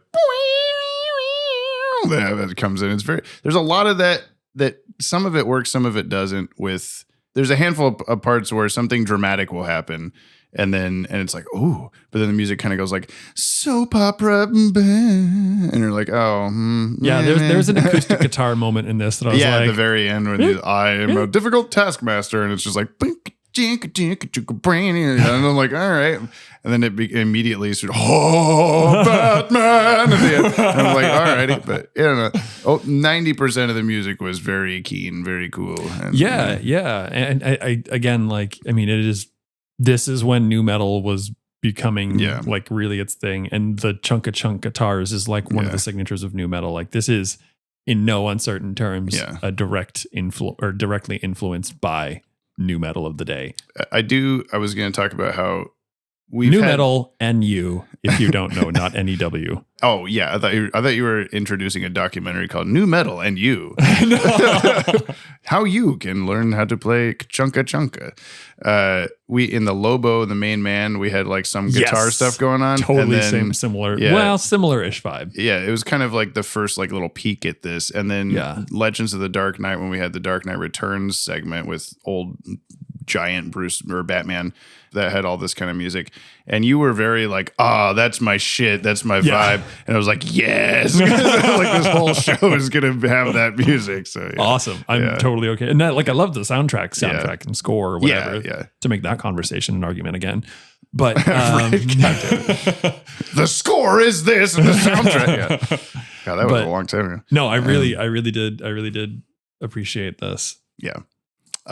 I wanted to pose a new little segment, but we can decide whether we like it or not. The only thing I could think of for this one was what's aged well or been predicted well for like the future stuff. We're obviously not in 2039 yet, but an example of this would be like when Harry is talking to Warren McGinnis on the phone at the start, and he's just got this big like brick cell phone, which is like, we're sort of inching back to that now. Like, phones are getting bigger and clunkier. Yeah. But like at the time this was made, on the audio commentary from like 2003 or something, Bruce Timm is talking. He's like, who knew cell phones were going to get so small? Like, he was all pissed about that they got that wrong, essentially, or whatever. But I don't know if you were. It's funny because listener again, who's probably too young for this. Cell phones, greetings, babies, and what? Cell phones started off like in the early '90s as like huge bricks, antenna, big, and then they started getting smaller to the point where they were like the size of like my 2 index fingers. And like Saturday Night Live did a joke with Will Ferrell about the teeny tiny. About a phone being like the size of like, I don't even know what is this big. I don't know, a match head or something. Like, I mean, it was like half the size of a stamp or something like that, like a folding phone. Yeah. And then that was hilarious because phones were getting so small. Tiny, and then now they are just like the phone I'm holding is enormous compared to the phone I had in high school or whatever. It's the size of a small tablet. Yeah. And it has a stylus inside of it. It's a Palm Pilot. Right. Listener, Palm Pilot. So anyway. Talk down to you constantly. That was the trend back then. But yeah, I mean, I feel like for one, the show, we could just have this be something we talk about in this initial episode, at least, is that I don't think we're going to have flying cars by 2039 because we thought we were going to have flying cars by like 2000. Yeah. I think there was some little factoid at some point that I read that like the Jetsons is set in like we've already passed the Jetsons time or we're almost there or something like that. And it's like, no, this is not anywhere close to this, but some of this stuff I think is like feasible or whatever. Like, but we're probably also that bat suit is from 2019 at least, or at the absolute latest, so with the enhanced strength and the rocket boots and all this stuff. So I don't think any of this is realistic. No, you don't think so? No. Not even the big cell phone? No. The nerve gas? Biological weaponry? Well, maybe. The hovercraft that flies? Oh. You were really mad about where's that the for press some the blue reason. one? Press the blue one. Which blue one? That's not how that works one. Oh, it's on the other page. That's not how that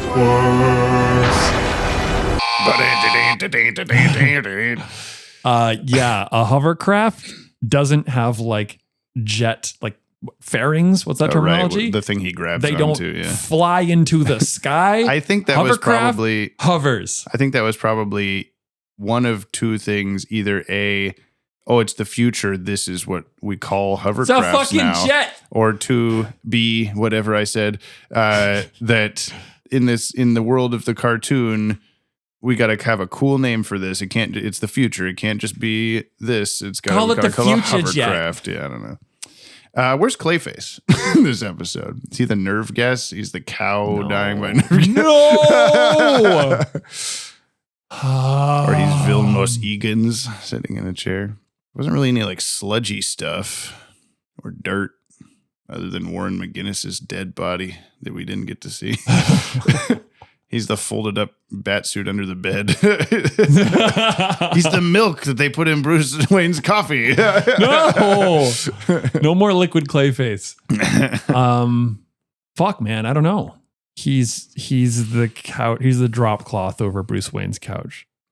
Yeah, all the dust coverings in the Wayne Manor. Yeah. He's the bat stuck in the clock. Yeah. I like how that bat was like literally in the clock, like stuck between like the clock face and the like cover of that. He was like, I'm in a 1 inch space. Fuck, help. How'd I get in here? And then when Terry opens the clock on accident, he's just been behind the clock as if that's like a transparent, like one-way mirror or whatever, like a window to the Batcave. If you put your face close enough to the clock, you go, there's stairs? What the fuck? Because the bat just flies away immediately. Yeah. Also, I like how Bruce Wayne had to like grab what's the dongle of the clock? Clock dick? Yeah, the clock dick. The pendulum? The pendulum thing. The clock dick. I am the clock dick. It's time to go in the back.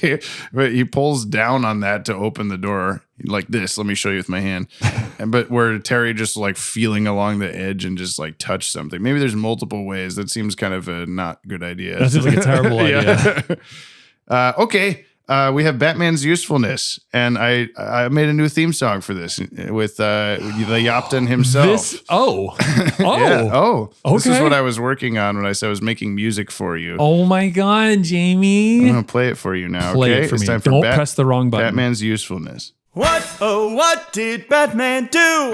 Did he get a 10 or only a 2? I really gotta know. Tell me now, what is Batman's usefulness? Out now. Woo! I got to raise the volume on that a little bit. But now, holy shit! So that was Michael Allen singing, and that was me and my parents. Michael Allen. Yeah, it was me and my legacy. Michael Allen. The legacy. The himself. Geek Legacy. Legacy Beyond. Lego. Yeah. Milkman. The Milkman himself. On vocals, it was me and my parents. On horns, it was Joe, our friend Joe, on drums. And you get to hear it again in a second because I think we need to decide whether or not we're going to do that or... What did that man do? Did he get a 10 or only a 2? I really gotta know. Tell me now, what is Bruce Wayne's usefulness? I think... Don't do that to me. I think we should do Bruce Wayne's usefulness for Batman Beyond. Because if we do Batman's usefulness, either we have to do both or pick one, I think. And I don't want to have to play that twice necessarily. So I personally think we should do Bruce Wayne's usefulness because he's like old, decrepit man that sits in the chair now. And like, was he helpful to Batman in this episode kind of a deal? But we could also still continue to do Batman. It just doesn't, it applies to the new Batman, you know? So I don't know. Yeah, but that's fine, isn't it? I don't know. But I think Bruce... Let's try it out, okay? If we're doing Bruce Wayne's usefulness for Rebirth, what would you give him? Because in the beginning, he was very useless because he was old and having a heart attack, and then he was still useful, and then he quit, and then he was very useless for 20 years, and then he was useless for 20 years. So I think that compounds. And then he was a little useful again, fighting the biker dudes, and then he was a little less useful when he fell asleep in a chair, paralyzed. Oh yeah, Terry, yeah. Terrence. Yeah, and then he was presumably useful again, passing along the baton. Mm-hmm. So like 3. Okay, yeah. 3. There's a lot to choose from in this. 3 Akira motorcycles. Motorcycles. Biker mice from Mars out of 10. 3 Jokers. Yeah, out of 3 10. Spiky chickens. 3 you could see that girl's underwear out of 10. 3 she got spanked by a man with a cane out of 10. Yeah. 3 poisonous gas canisters out of 10. 3 stormtroopers out of 10. Going, yeah. 3 the batarangs are red now out of 10.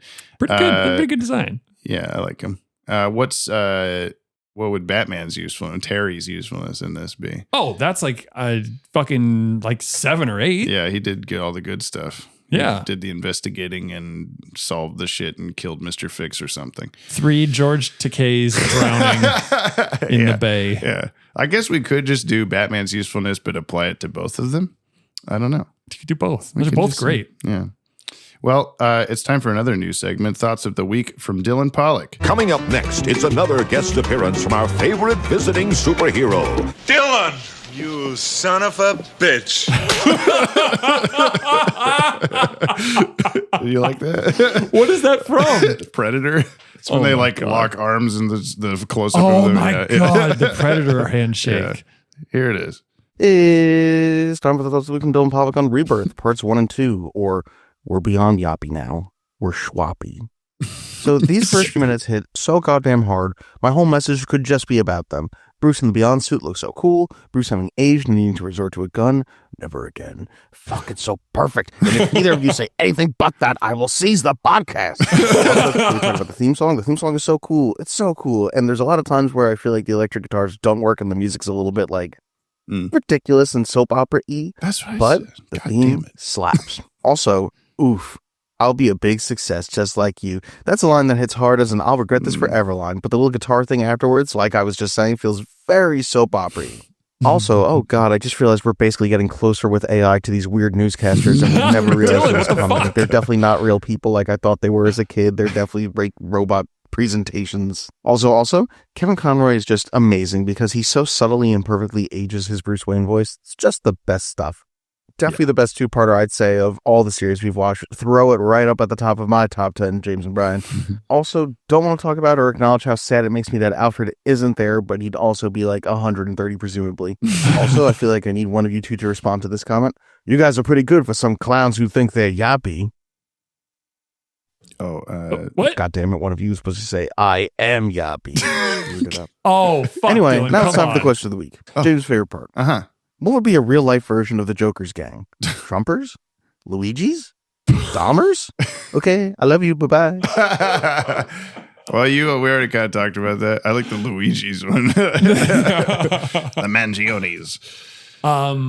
I mean, if people started dressing up like, what's his face? The clown serial killer.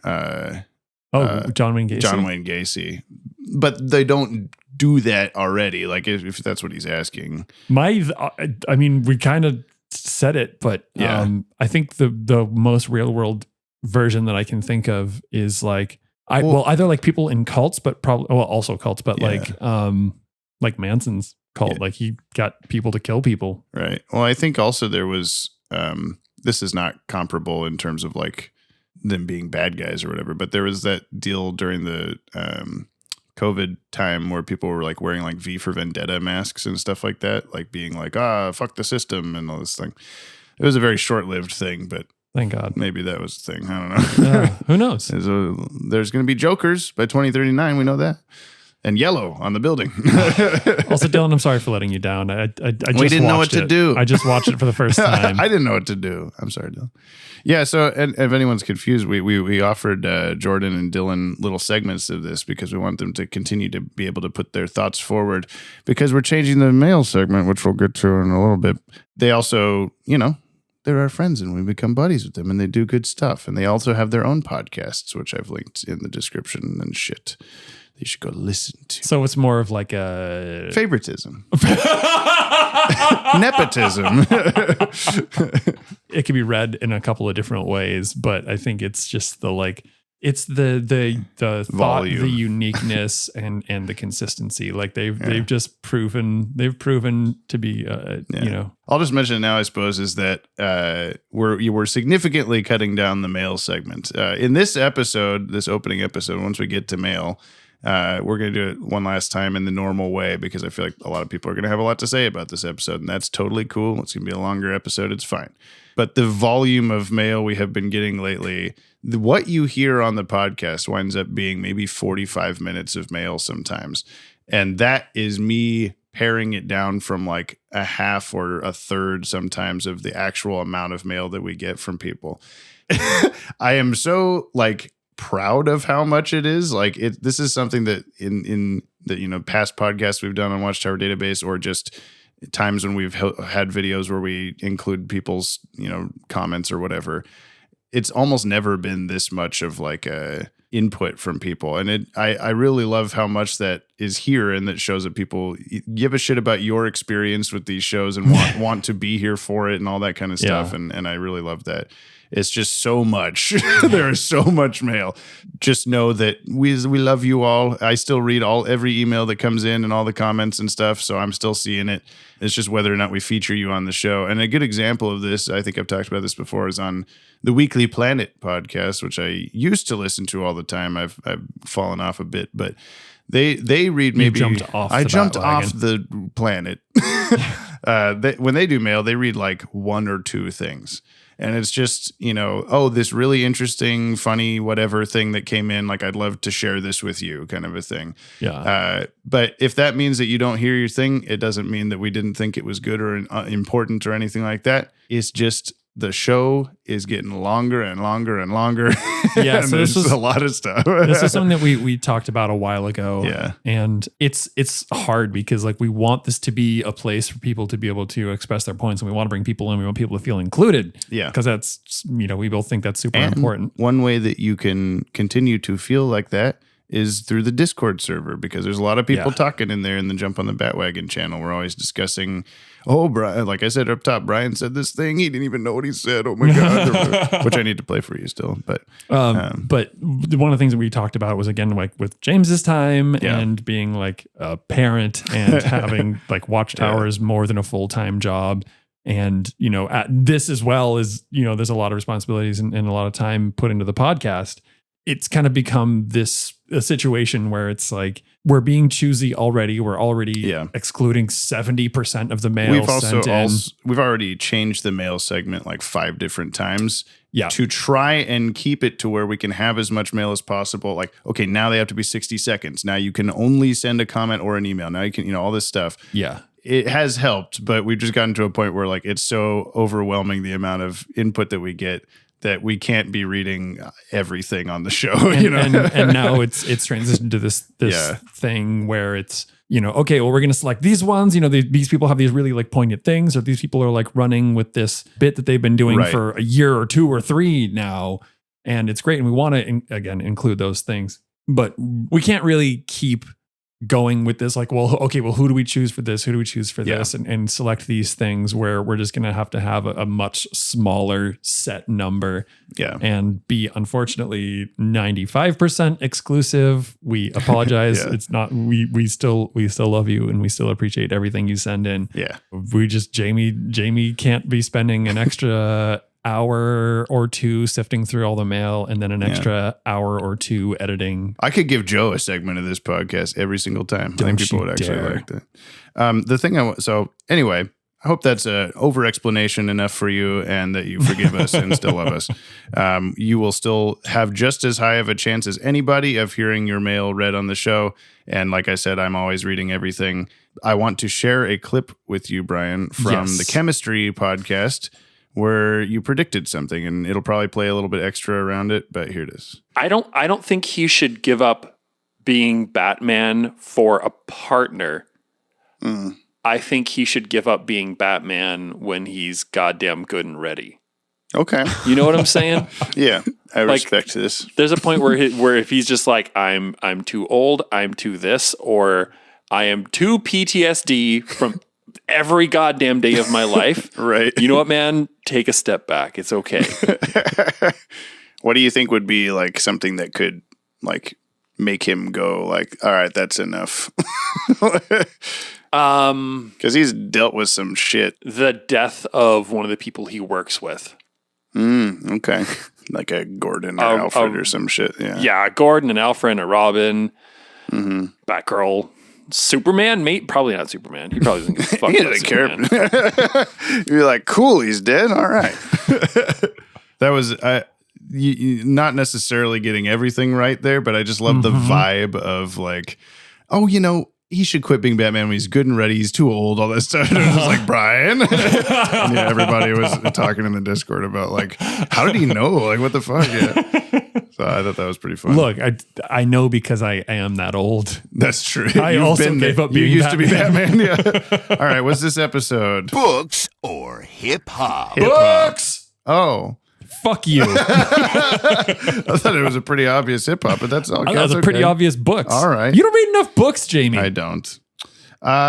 You have to put this on your Batman Beyond top 10. Yeah. So it's at number 1 for both of us. Yes. End of the top 10 segment. We're going to go to the future now and do mail. Don't you fucking dare. Oh, what? Putting this on the Yop 10. Oh, we're putting this on the Yop 10? Do you think so? I'm looking at you. Okay. I would do it, I think. You have to knock off Beware the Grey Ghost, though, to do it. Fuck you! Oh, okay. Brian went 6 yards away from the microphone for some reason. I mean, you did. So our holy shit, dude. Know, our Bullet for Bullock shit is like, that's our like honorary, it stays on there forever kind of thing. I wonder if you wanted to do just like an honorary mentions area for things you kick off. Because it's just all of those are just going to go immediately in. Yeah, I guess so. Well, it's like, Beware the Grey Ghost. Holy, I know. Holy shit. But it's like, do you feel this? I mean, you have second chance above Beware the Grey Ghost, but would you feel the same way if you had to kick off second chance? If that was number 10, you'd probably be like, yeah, whatever. Yes. So I would. This is what I'm saying is I think that I don't think it'll apply to everything. I think it'll just be when you get to this point where you're like, oh, the number 10 is so hard to get rid of. Yeah. I know where I'm going to put it too. Oh yeah. Okay. Where are you going? Under Groma Penis. Above, number 6. Above Late Mr. Kent. That's a good spot. It's definitely Underworld's Finest. I agree. Which is my number 1 on the Yop 10. I think it's going higher for me. God damn it. I'm not going to read what you just wrote. Thank you. Yeah, Brian's updating his honorary mentions segment. But I think I'm going to put mine at number 3. Holy which shit. Is above Late Mr. Kent as well. and below Robin's Reckoning Part 1. Why did it change? Rebirth, it's 1 through 2. God damn it. I want Rebirth Pits 1 through 2. Phone, please just put parts. Jesus Christ. Pits. Thank you so much. You're welcome. Yeah, it's I've still got it under Robin's Reckoning because it's a very special episode to me, and I think that's part 1, and I think that it just does a really good emotional job. But Rebirth, very good.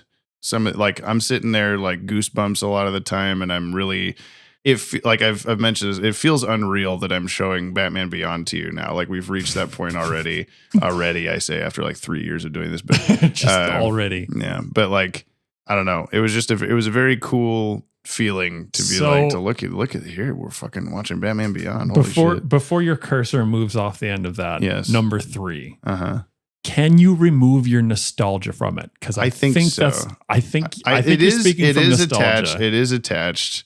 I do. When I was looking though, I'm like, Late Mr. Kent, very good episode, but I think I do like this more than it. And then going down from there, it's like, yeah, okay, I agree with myself on these. Growing Pains Over the Edge, Leather Wings, very good episode. Two-Face Part 1. Bro, you're going to kick off Heart of Ice so soon, and I'm so upset with you. Okay.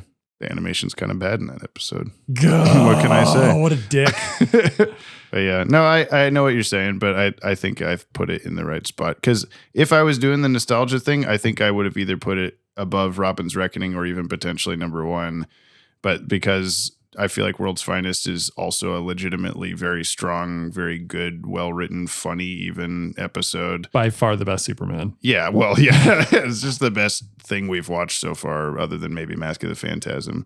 But this is very close third in my heart. Very close sixth. Yeah. Okay, can we go to the mail now, mister? Were you allowing me to go to the mail now? No. Oh. It's the future. Mm-hmm. Brian and I are so much older than the last time you heard our voices. It's been 30 years? It actually has been 3 weeks or something like that.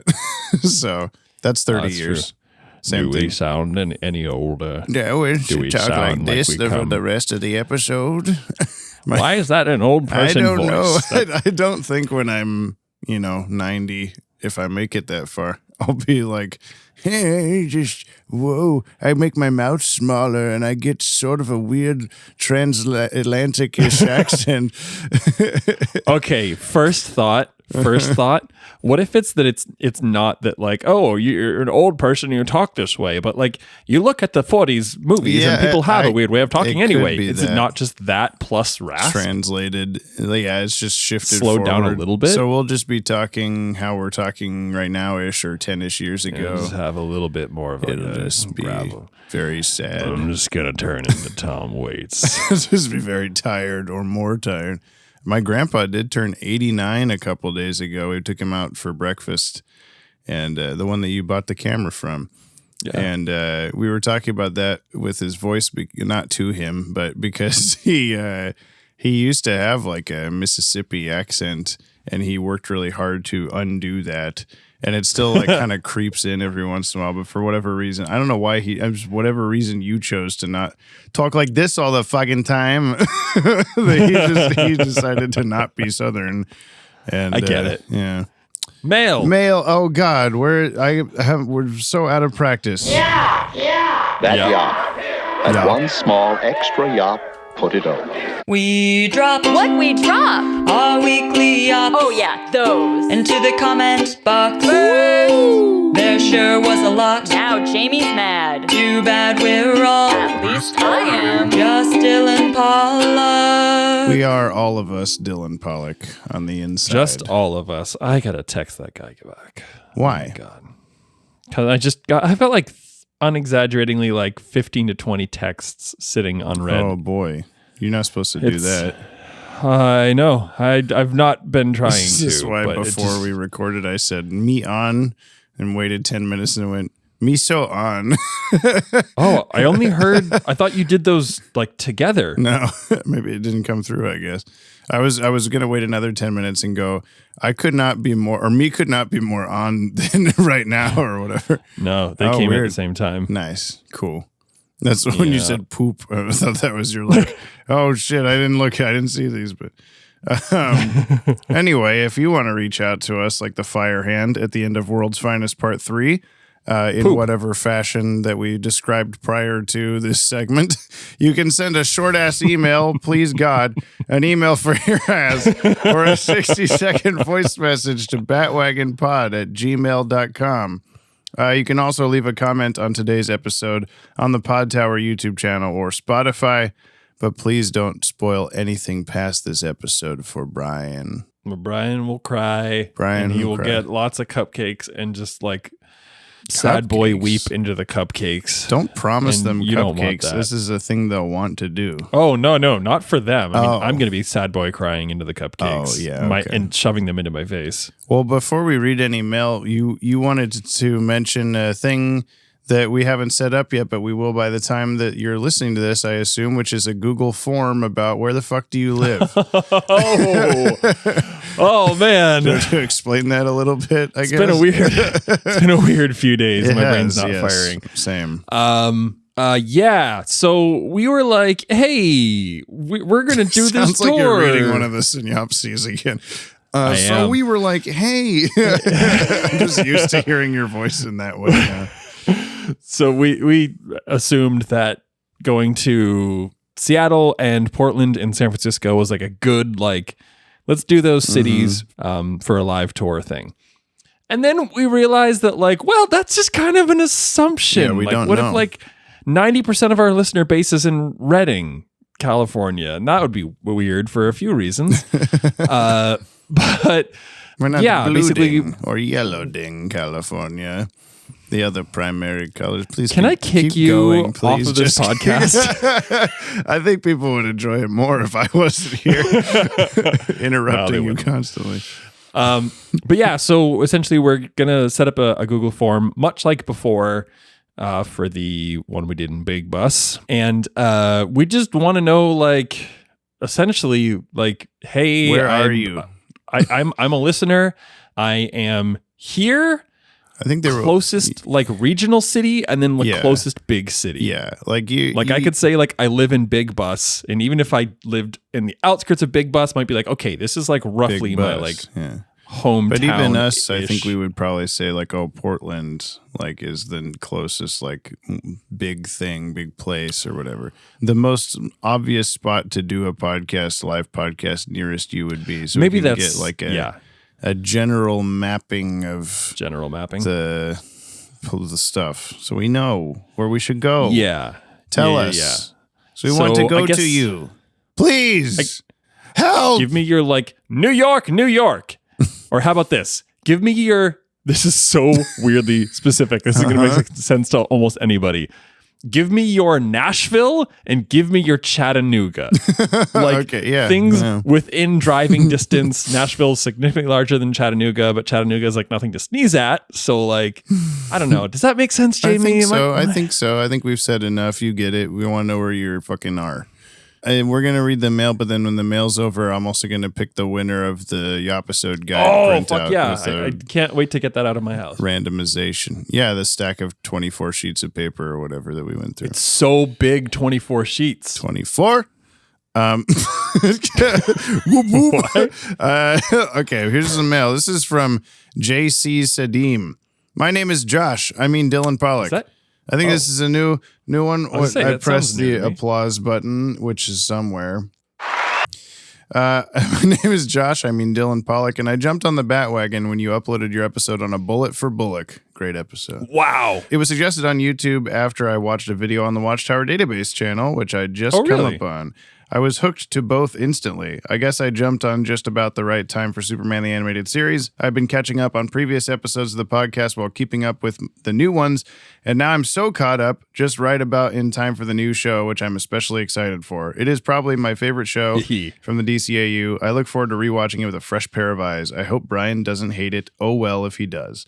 I'm especially looking forward to your reactions. Yeah.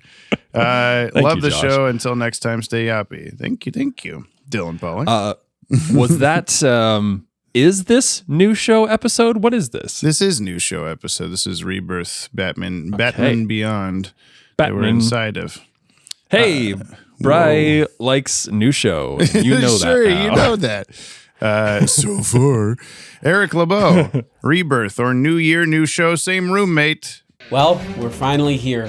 The first bit of DCAU media that came out after I was born. Ew. I feel like this series pulls off the popular fictional character, but they're young and in the future concept better than any other IP that's tried it on premise alone. I think the whole vibe of the show just works with the art style at the best that Bruce and Glenn's been to this point. The music is fantastic, and the mesh of Spider-Man-like origin story with Batman to make something that feels fresh but so familiar. This two-parter is just such a great start to what's to come, and I hope Brian enjoys it.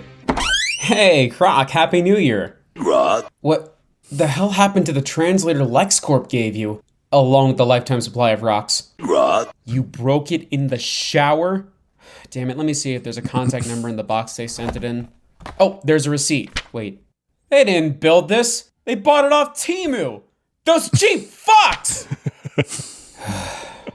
Keep calming up on. So it's just already broken after one episode. I'm sorry, Eric. You'll have to live with it, I guess. Legacy Allen from Leggy McGinnis. Yopton's log number 120. He who peanut. I don't know what that means. What? Yopton's log number 120. After convincing my Yoppelganger to walk the plank, I took the reins of my own ship once again. Little did I know that I would have been left sailing right into the path of a skinhead Robocop. He had a roid rage fit as I dropped all sails and sped away, with the one keen to rule them all perfectly hidden away from him. Feeling sufficiently distanced from the villain, I coasted near the coast and saw a car get clarked right into Kent and fly off the edge of a cliff and explode. Lo and behold, Superman flew out of the blast, so, I guess Superman drives a Toyota. Neat. I kept on towards Gotham once more, and oh my God, what happened to the Scarecrow's face? I guess he drives a Toyota. What? I don't know. Continue on. What do you? This is so hard. About? It's so hard to put these into context. That was the late Mr. Kent, or he was drove late Mr. Kent. That was the car off the cliff. I have a floppy disk. Hooray! Oh no, I'm in the water. Yeah, okay. I'm gonna put this in my sun visor, and it'll turn into crumbly cheese whenever I try to touch it underwater, as we know floppy disks do. Yeah, that's canon. This is from the Real Vic Sage. This podcast episode dropped on my birthday. That was the one with Joe. Happy birthday a while ago. And I thank you for brightening a day I had to work. Batman Beyond is the first show I remember actively watching week to week as a child, and I'm so excited for you to get into it. If this comment gets read on the Yopisode guide, it's not. I want to reiterate my thanks for doing this. Growing up, I didn't really have friends that enjoyed comics and superheroes the way I do, and having rushed through the backlog of episodes was truly a joy for me. It was like getting to sit at the lunch table with new friends and enjoy the shows over again. I mostly got to enjoy B-TAS and S-TAS on VHS and later DVD, but the next show was the first one I ever anxiously awaiting on Saturday mornings. Cheers to a 2025 full of excitement on the Bat-Wagon. If you haven't come up with the podcast thumbnail yet, might I suggest an elderly Bruce pulling the wagon with the two of you? This is from Lanola Cola, talk on the Super Cape Beyond. New Year, New Gotham, New Batman, same yappy dudes. Now we're getting into something shway here. Jamie McGinnis and Old Man Logan, or Brian. We're finally in the whenever now is of Batman Beyond / Batman of the Future for the EU fans, with Rebirth, a.k.a. technically not the Call of Duty Black Ops level of the same name, although both deal with deadly gas weapons. My spidey sense is tingling about this new Batman's origin story.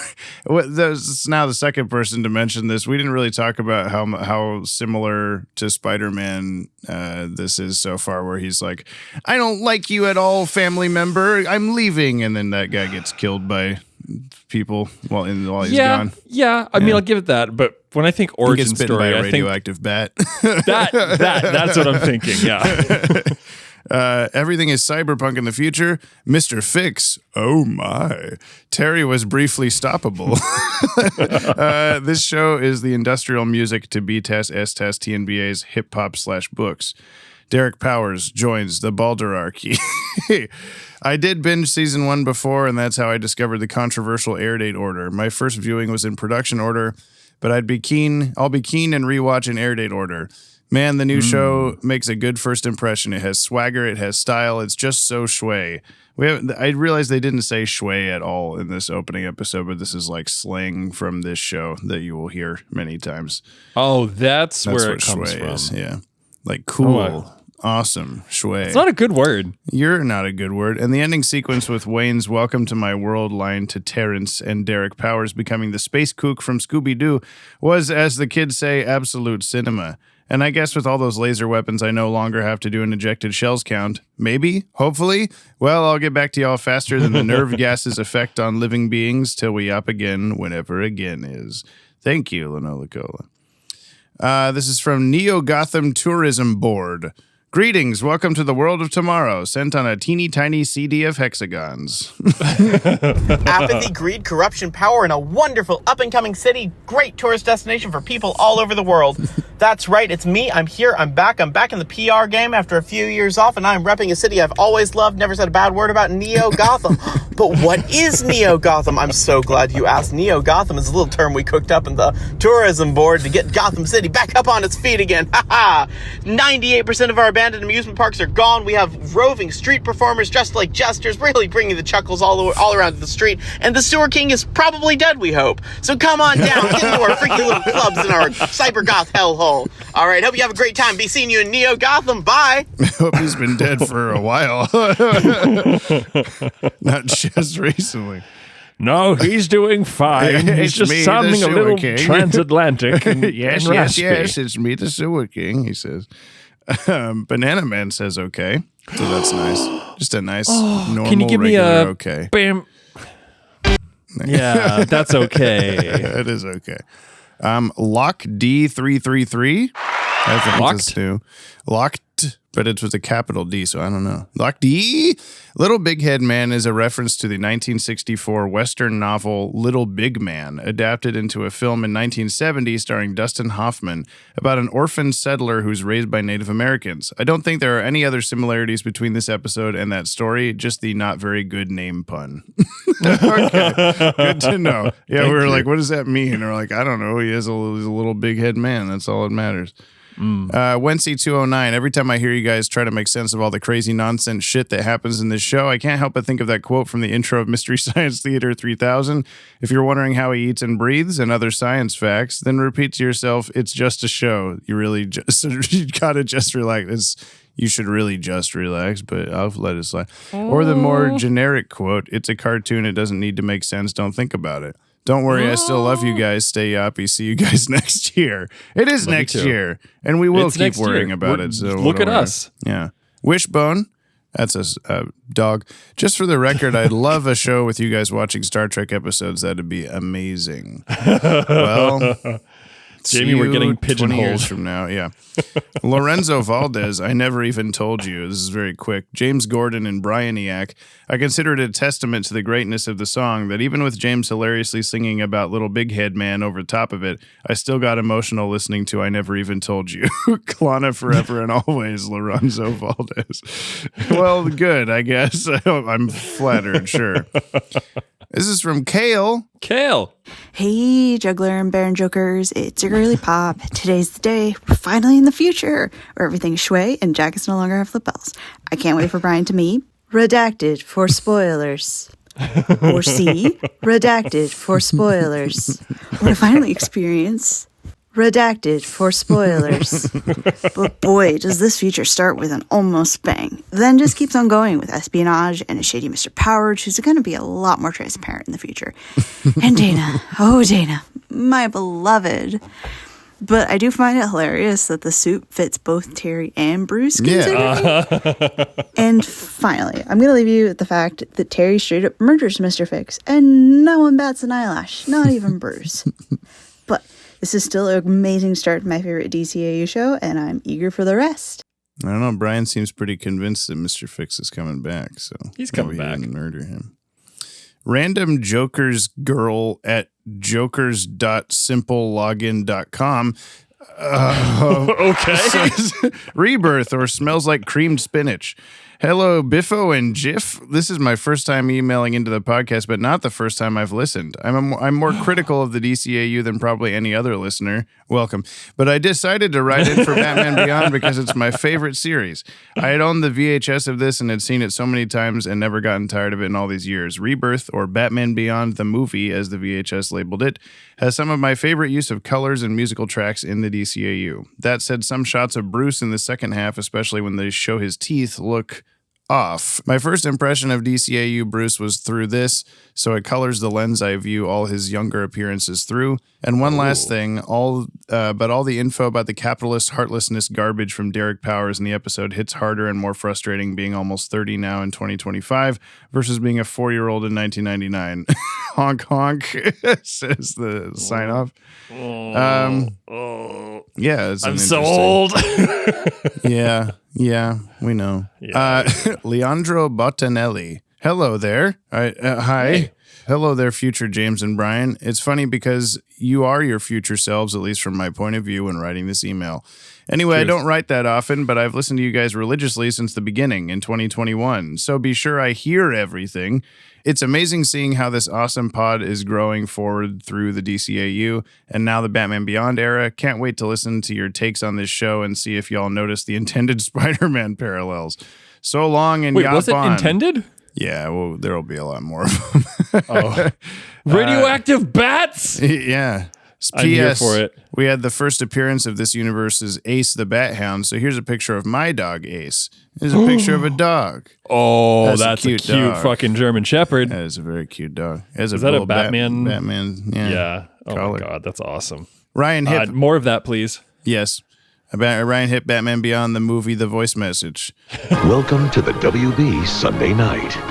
Join us in 1 week for our next Seventh Heaven beginnings. Wait, I'm missing my seventh heaven for this fucking crap? You down shit son of a bitch, Jessica Biel! Yes, it's the 26th anniversary of everybody's favoriteest thing ever. It's Batman Beyond, a dumb movie. It's over 40 minutes. It counts. God damn it! What makes this special to me is that it's the only bit of Batman Beyond I distinctly remember watching back in 1999. I'm sure I'd remember more if my attention wasn't taken by a different Kids WB show that year. It's Pikachu! I did not catch the Seventh Heaven preempting premiere, but if I had, its stirring intro would have confirmed what we've all known, that Batman Beyond is set in the world of the live-action Batman movies. Don't give me any of that Willett Cannon bullshit. Are you going to argue with the network that gave us Nick Freno, licensed teacher?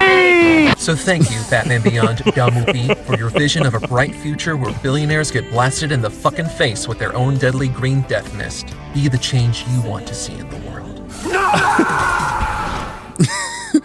Ryan, I think you just need to like carry around like a soundboard around your neck that you can just like hit different clips from.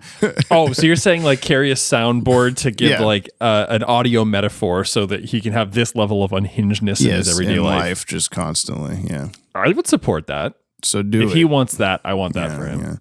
Yeah, I didn't show it to you even though Ryan really wanted me to, but there's the like I meant to afterward. I wasn't going to beforehand, but the like world premiere of Batman Beyond had this whole lead up of clips from the like Batman Forever, Batman and Robin and stuff like that being like you know Batman, don't you? And then it'll be like, but now it's the future. He's old, fuck. And like, cause I don't know why they didn't use like Batman the Animated Series clips or anything, but they just used the live action movie clips. So that's what he's I would talking really about. love, and please tell me if it happened this way, but they're like showing all these clips like, but what about Batman now? And it just cuts to a clip of him having a heart attack.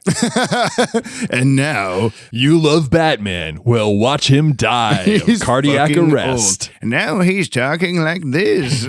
Just I'm Batman and everything's going fine. Oh no, my heart. It's Kevin Conroy doing this kind of voice. I'm old now. I bet it would still sound good if he was doing it. Probably. Rebirth or holy fuck, it's so 90s grunge. Why isn't the future actually like this? From True Score. All right, let me just start by saying I have been counting down to this, okay? Like, James already knows because I've talked about it so much in the Discord server. He's honestly probably annoyed with me at this point, but Jesus Christ. Ever since I started listening to the pod, like, I've been counting down, and we are finally here, and it's kind of surreal that we're here. Like, what the hell, guys? Slow down. Slow down. No. This is not okay, but I'm so fucking happy. This show's so fucking raw. I love this show so much. Brian, if you don't like it, I got your vibe way off because I feel like this is like exactly the kind of stuff that you would like. Maybe I'm wrong. I must not know you. Gotta play Hell Diver some fucking more. enjoy this. The first part's pretty good. The second part's amazing. Once he's actually in the suit, it's great. I fucking love it. Passion, man. Passion.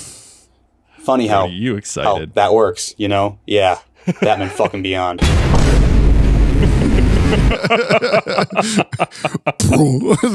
Like, why no Chick-fil-A sauce sound effect? What? Yeah, Never you haven't mind. seen that? I don't care I'll about show you Chick-fil-A. later. I don't care either, but it's a meme. Tip Tapricot, contemplations on Rebirth. Alrighty, here's some contemplations on Rebirth. We're finally to Batman Beyond, baby.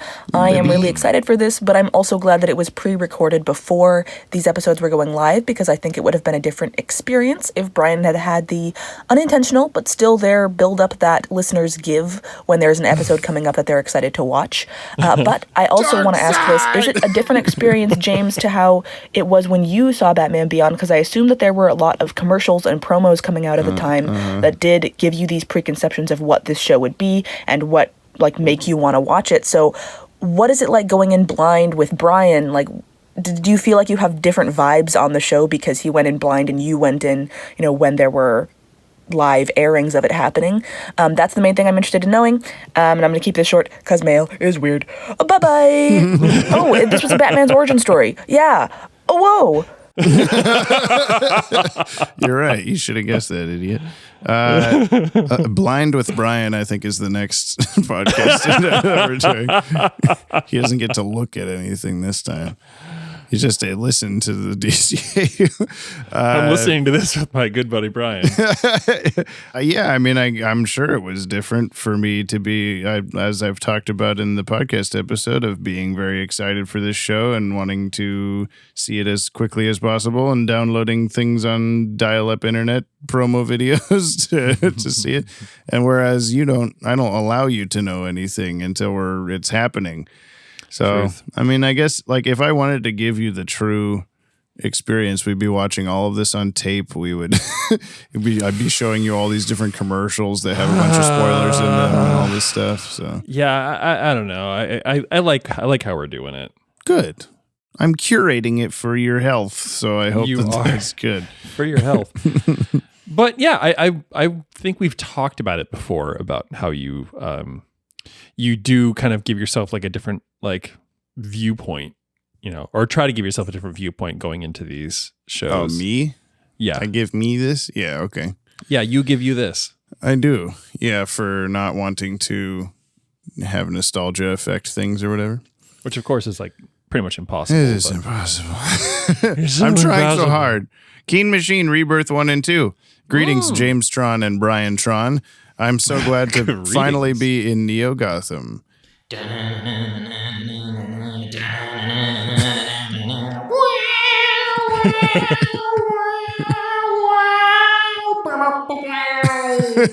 It's just the whole thing.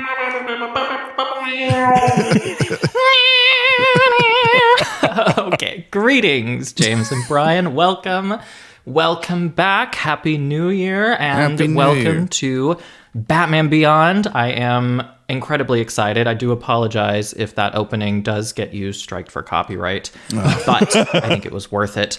I am so excited that we're here. That call. I love Batman Beyond. I hope Brian enjoyed it too. I want to just say I think this is an incredible opening origin story for a hero that people haven't heard 1,000 times, unlike the Bruce Wayne story or the Spider-Man story or the Superman story. And I'm curious if Brian has ever heard about this at all, because I don't think so. But anyway, I'm really excited we're here, and keep it keen. I knew that it was, I've heard Batman Beyond as a thing. A phrase. Yeah.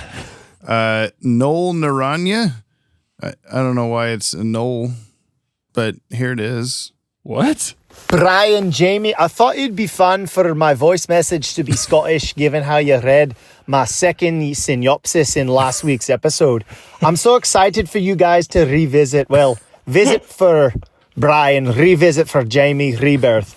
I think it's one of my favorite episodes of the DCAU ever. Just because of the anticipation leading up to that show. I remember the premiere for it, watching it back in, 1999? Oh, this is a different accent. I lost it there for a minute. I'm just super excited to see what Brian thinks of the DCAU's future and the mysteries that may be introduced to or maybe teased into what we haven't seen in Bruce's life being Batman for so long. I absolutely adored it, particularly the use of Neo Gotham. It looks amazing. And I'm curious for you guys, what was a premiere for a show you remember being excited for? Excited. Batman Beyond. Justice League. Please don't count.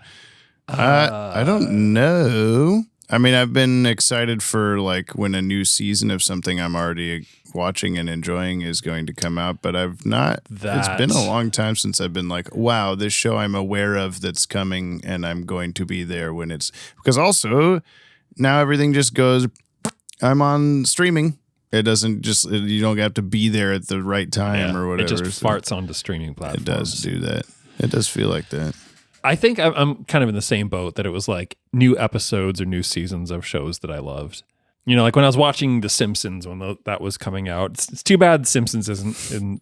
They just haven't made episodes in a long time. It's weird. Yeah. Which is, it's fine. You know, it ran its course. But like I remember like always being really excited for like for Halloween and the Treehouse of Horror. So like. Yeah, I can't think of anything that I was like, oh, this new show, that's going to be so badass, because I feel like I just didn't really care enough. But certainly shows Rocko's Modern Life, Ren and Stimpy, this sort of thing. I was all about new episodes. Yeah. Mark Aquino has 2 between the last episodes, but I'm just going to pick out a little bits for the last first here from 2 episodes ago. So the mix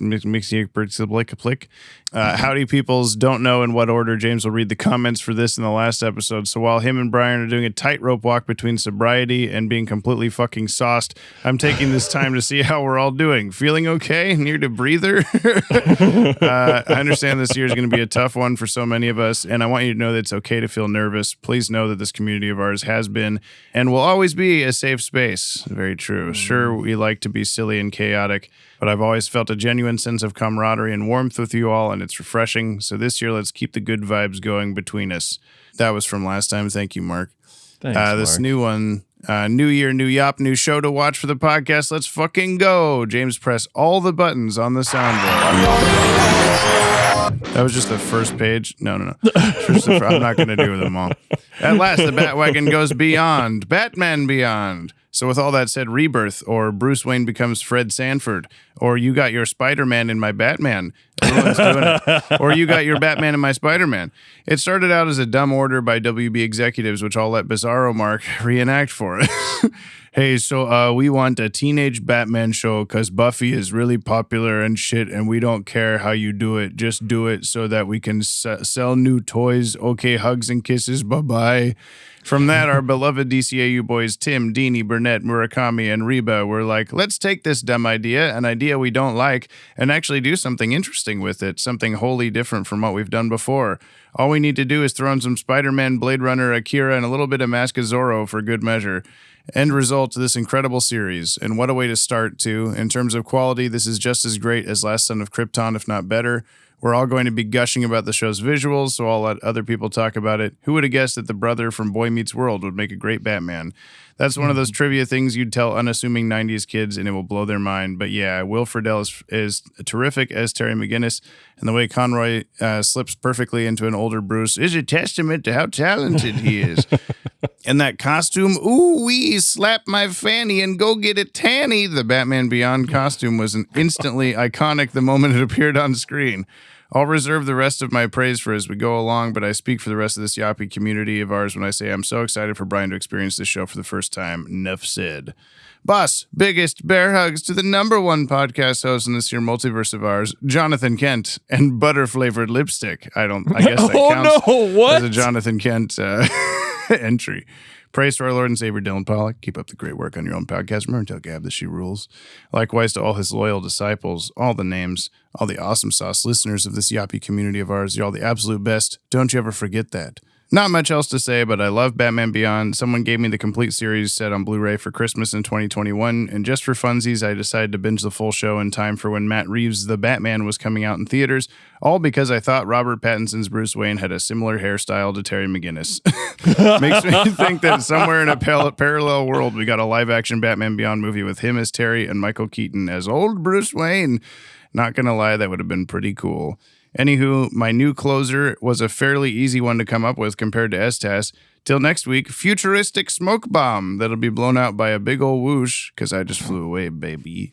I love futuristic smoke bombs. Yes, smoke's different in the future. It is different in the future. It's neon. You can breathe it. It's it sounds like that somehow. I don't know how they did it, but it's the future. Thanks, everybody, for writing in and stuff. Now I'll do the thing that somehow got closed. I don't know how. Now we do the thing and remind people again to go to the description and look for our, hey, where do you live? We totally want to peek into your windows. .pdf form. What? .gif. Can you fill out our GIF form? Picking the winner from Jonathan Kennedy. Drum roll that I don't have. It's Justin Harris. No way. It was randomly picked. Oh, also, I love everybody that's commented that the thumbnail for the episode guide looks like Batman is like, fucking Superman. I know. I noticed that too. Can we be done with this, please? We can be done with this, please. Okay. Back to Batman Beyond Future, but it's the past where we recorded it. Whoop, whoop, whoop, whoop, whoop. Well, we did it, and now we're back from the mail, so fuck you.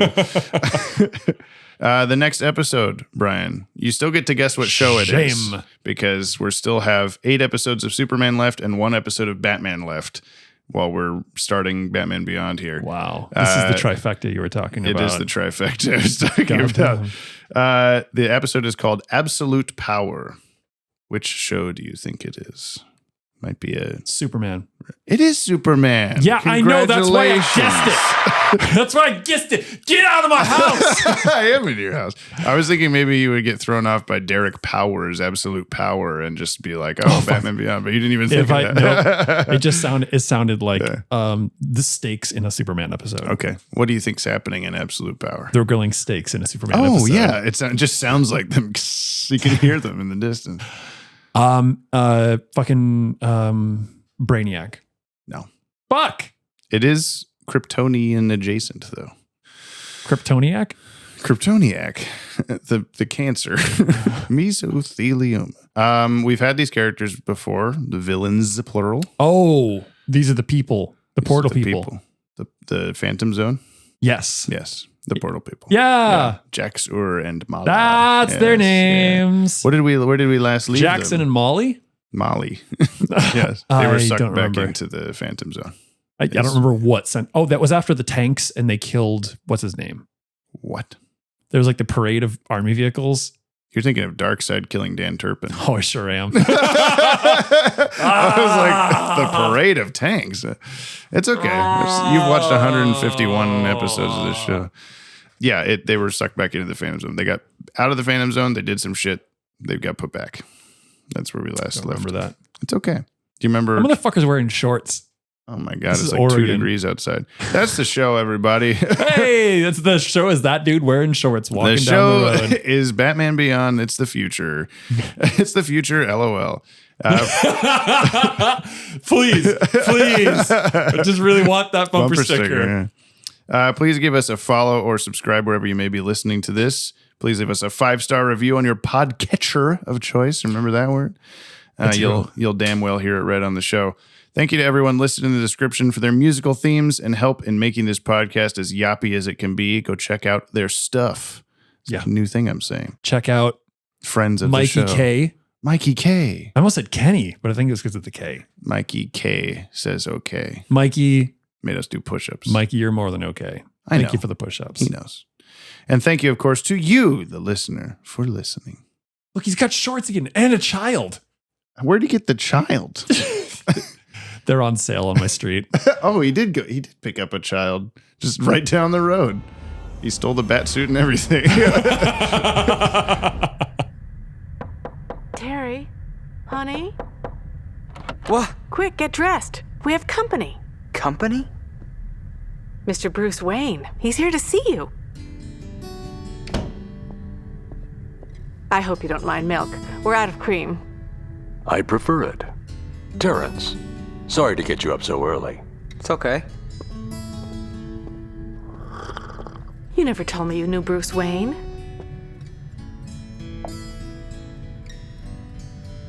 Well, actually, Why, I owe this boy my life.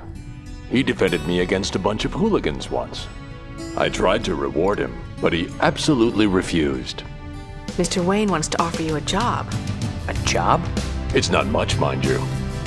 I find that in my old age, I could use a part-time assistant. You know, a gopher.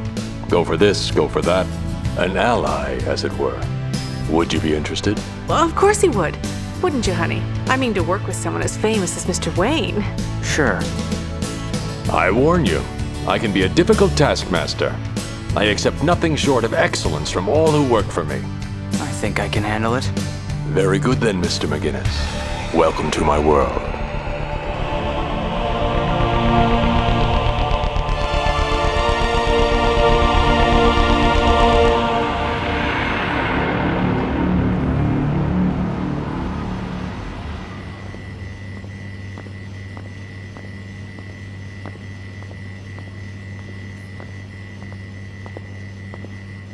The good news is the radiation seems to have completely eradicated the virus. What's the bad news? As you know, the mutational properties of the virus can be corrupted by its environment. Bottom liner, Doctor. Kill the radiation, please.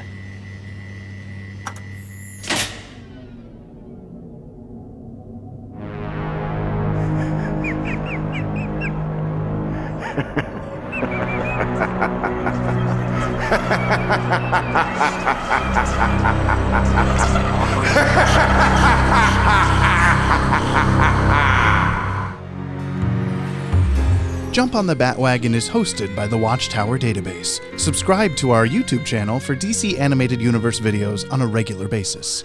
This podcast is edited and produced by yours truly, James Strecker. Musical themes by Kimmy, Cooney Phoenix, Viltzu, Eric LeBeau, Jordan Blumen, my mother, and of course, my smooth co-host, Brian, Brother Broderick Meneely. To buy us a Yoppie beverage and hear your name read in a future episode, or to nab yourself a Yoppie Dude t-shirt, please visit the links in today's show notes. Thank you for supporting the show. You can hear more on today's DCAU episode by checking out our friends over on the DCAU Review and Tim Talk podcasts. Please leave us a 5-star review on your app of choice. You'll damn well hear it read on the show. If you'd like to reach out to us like the fire hand at the end of World's Finest Part 3, you can email batwagonpod@gmail.com or leave a comment on the Pod Tower. New episodes of Jump on the Bat-Wagon are released Fridays on all your favorite podcast feeds and watchtowerdatabase.com. And we'll see you next episode, same PP time, same poo-poo channel.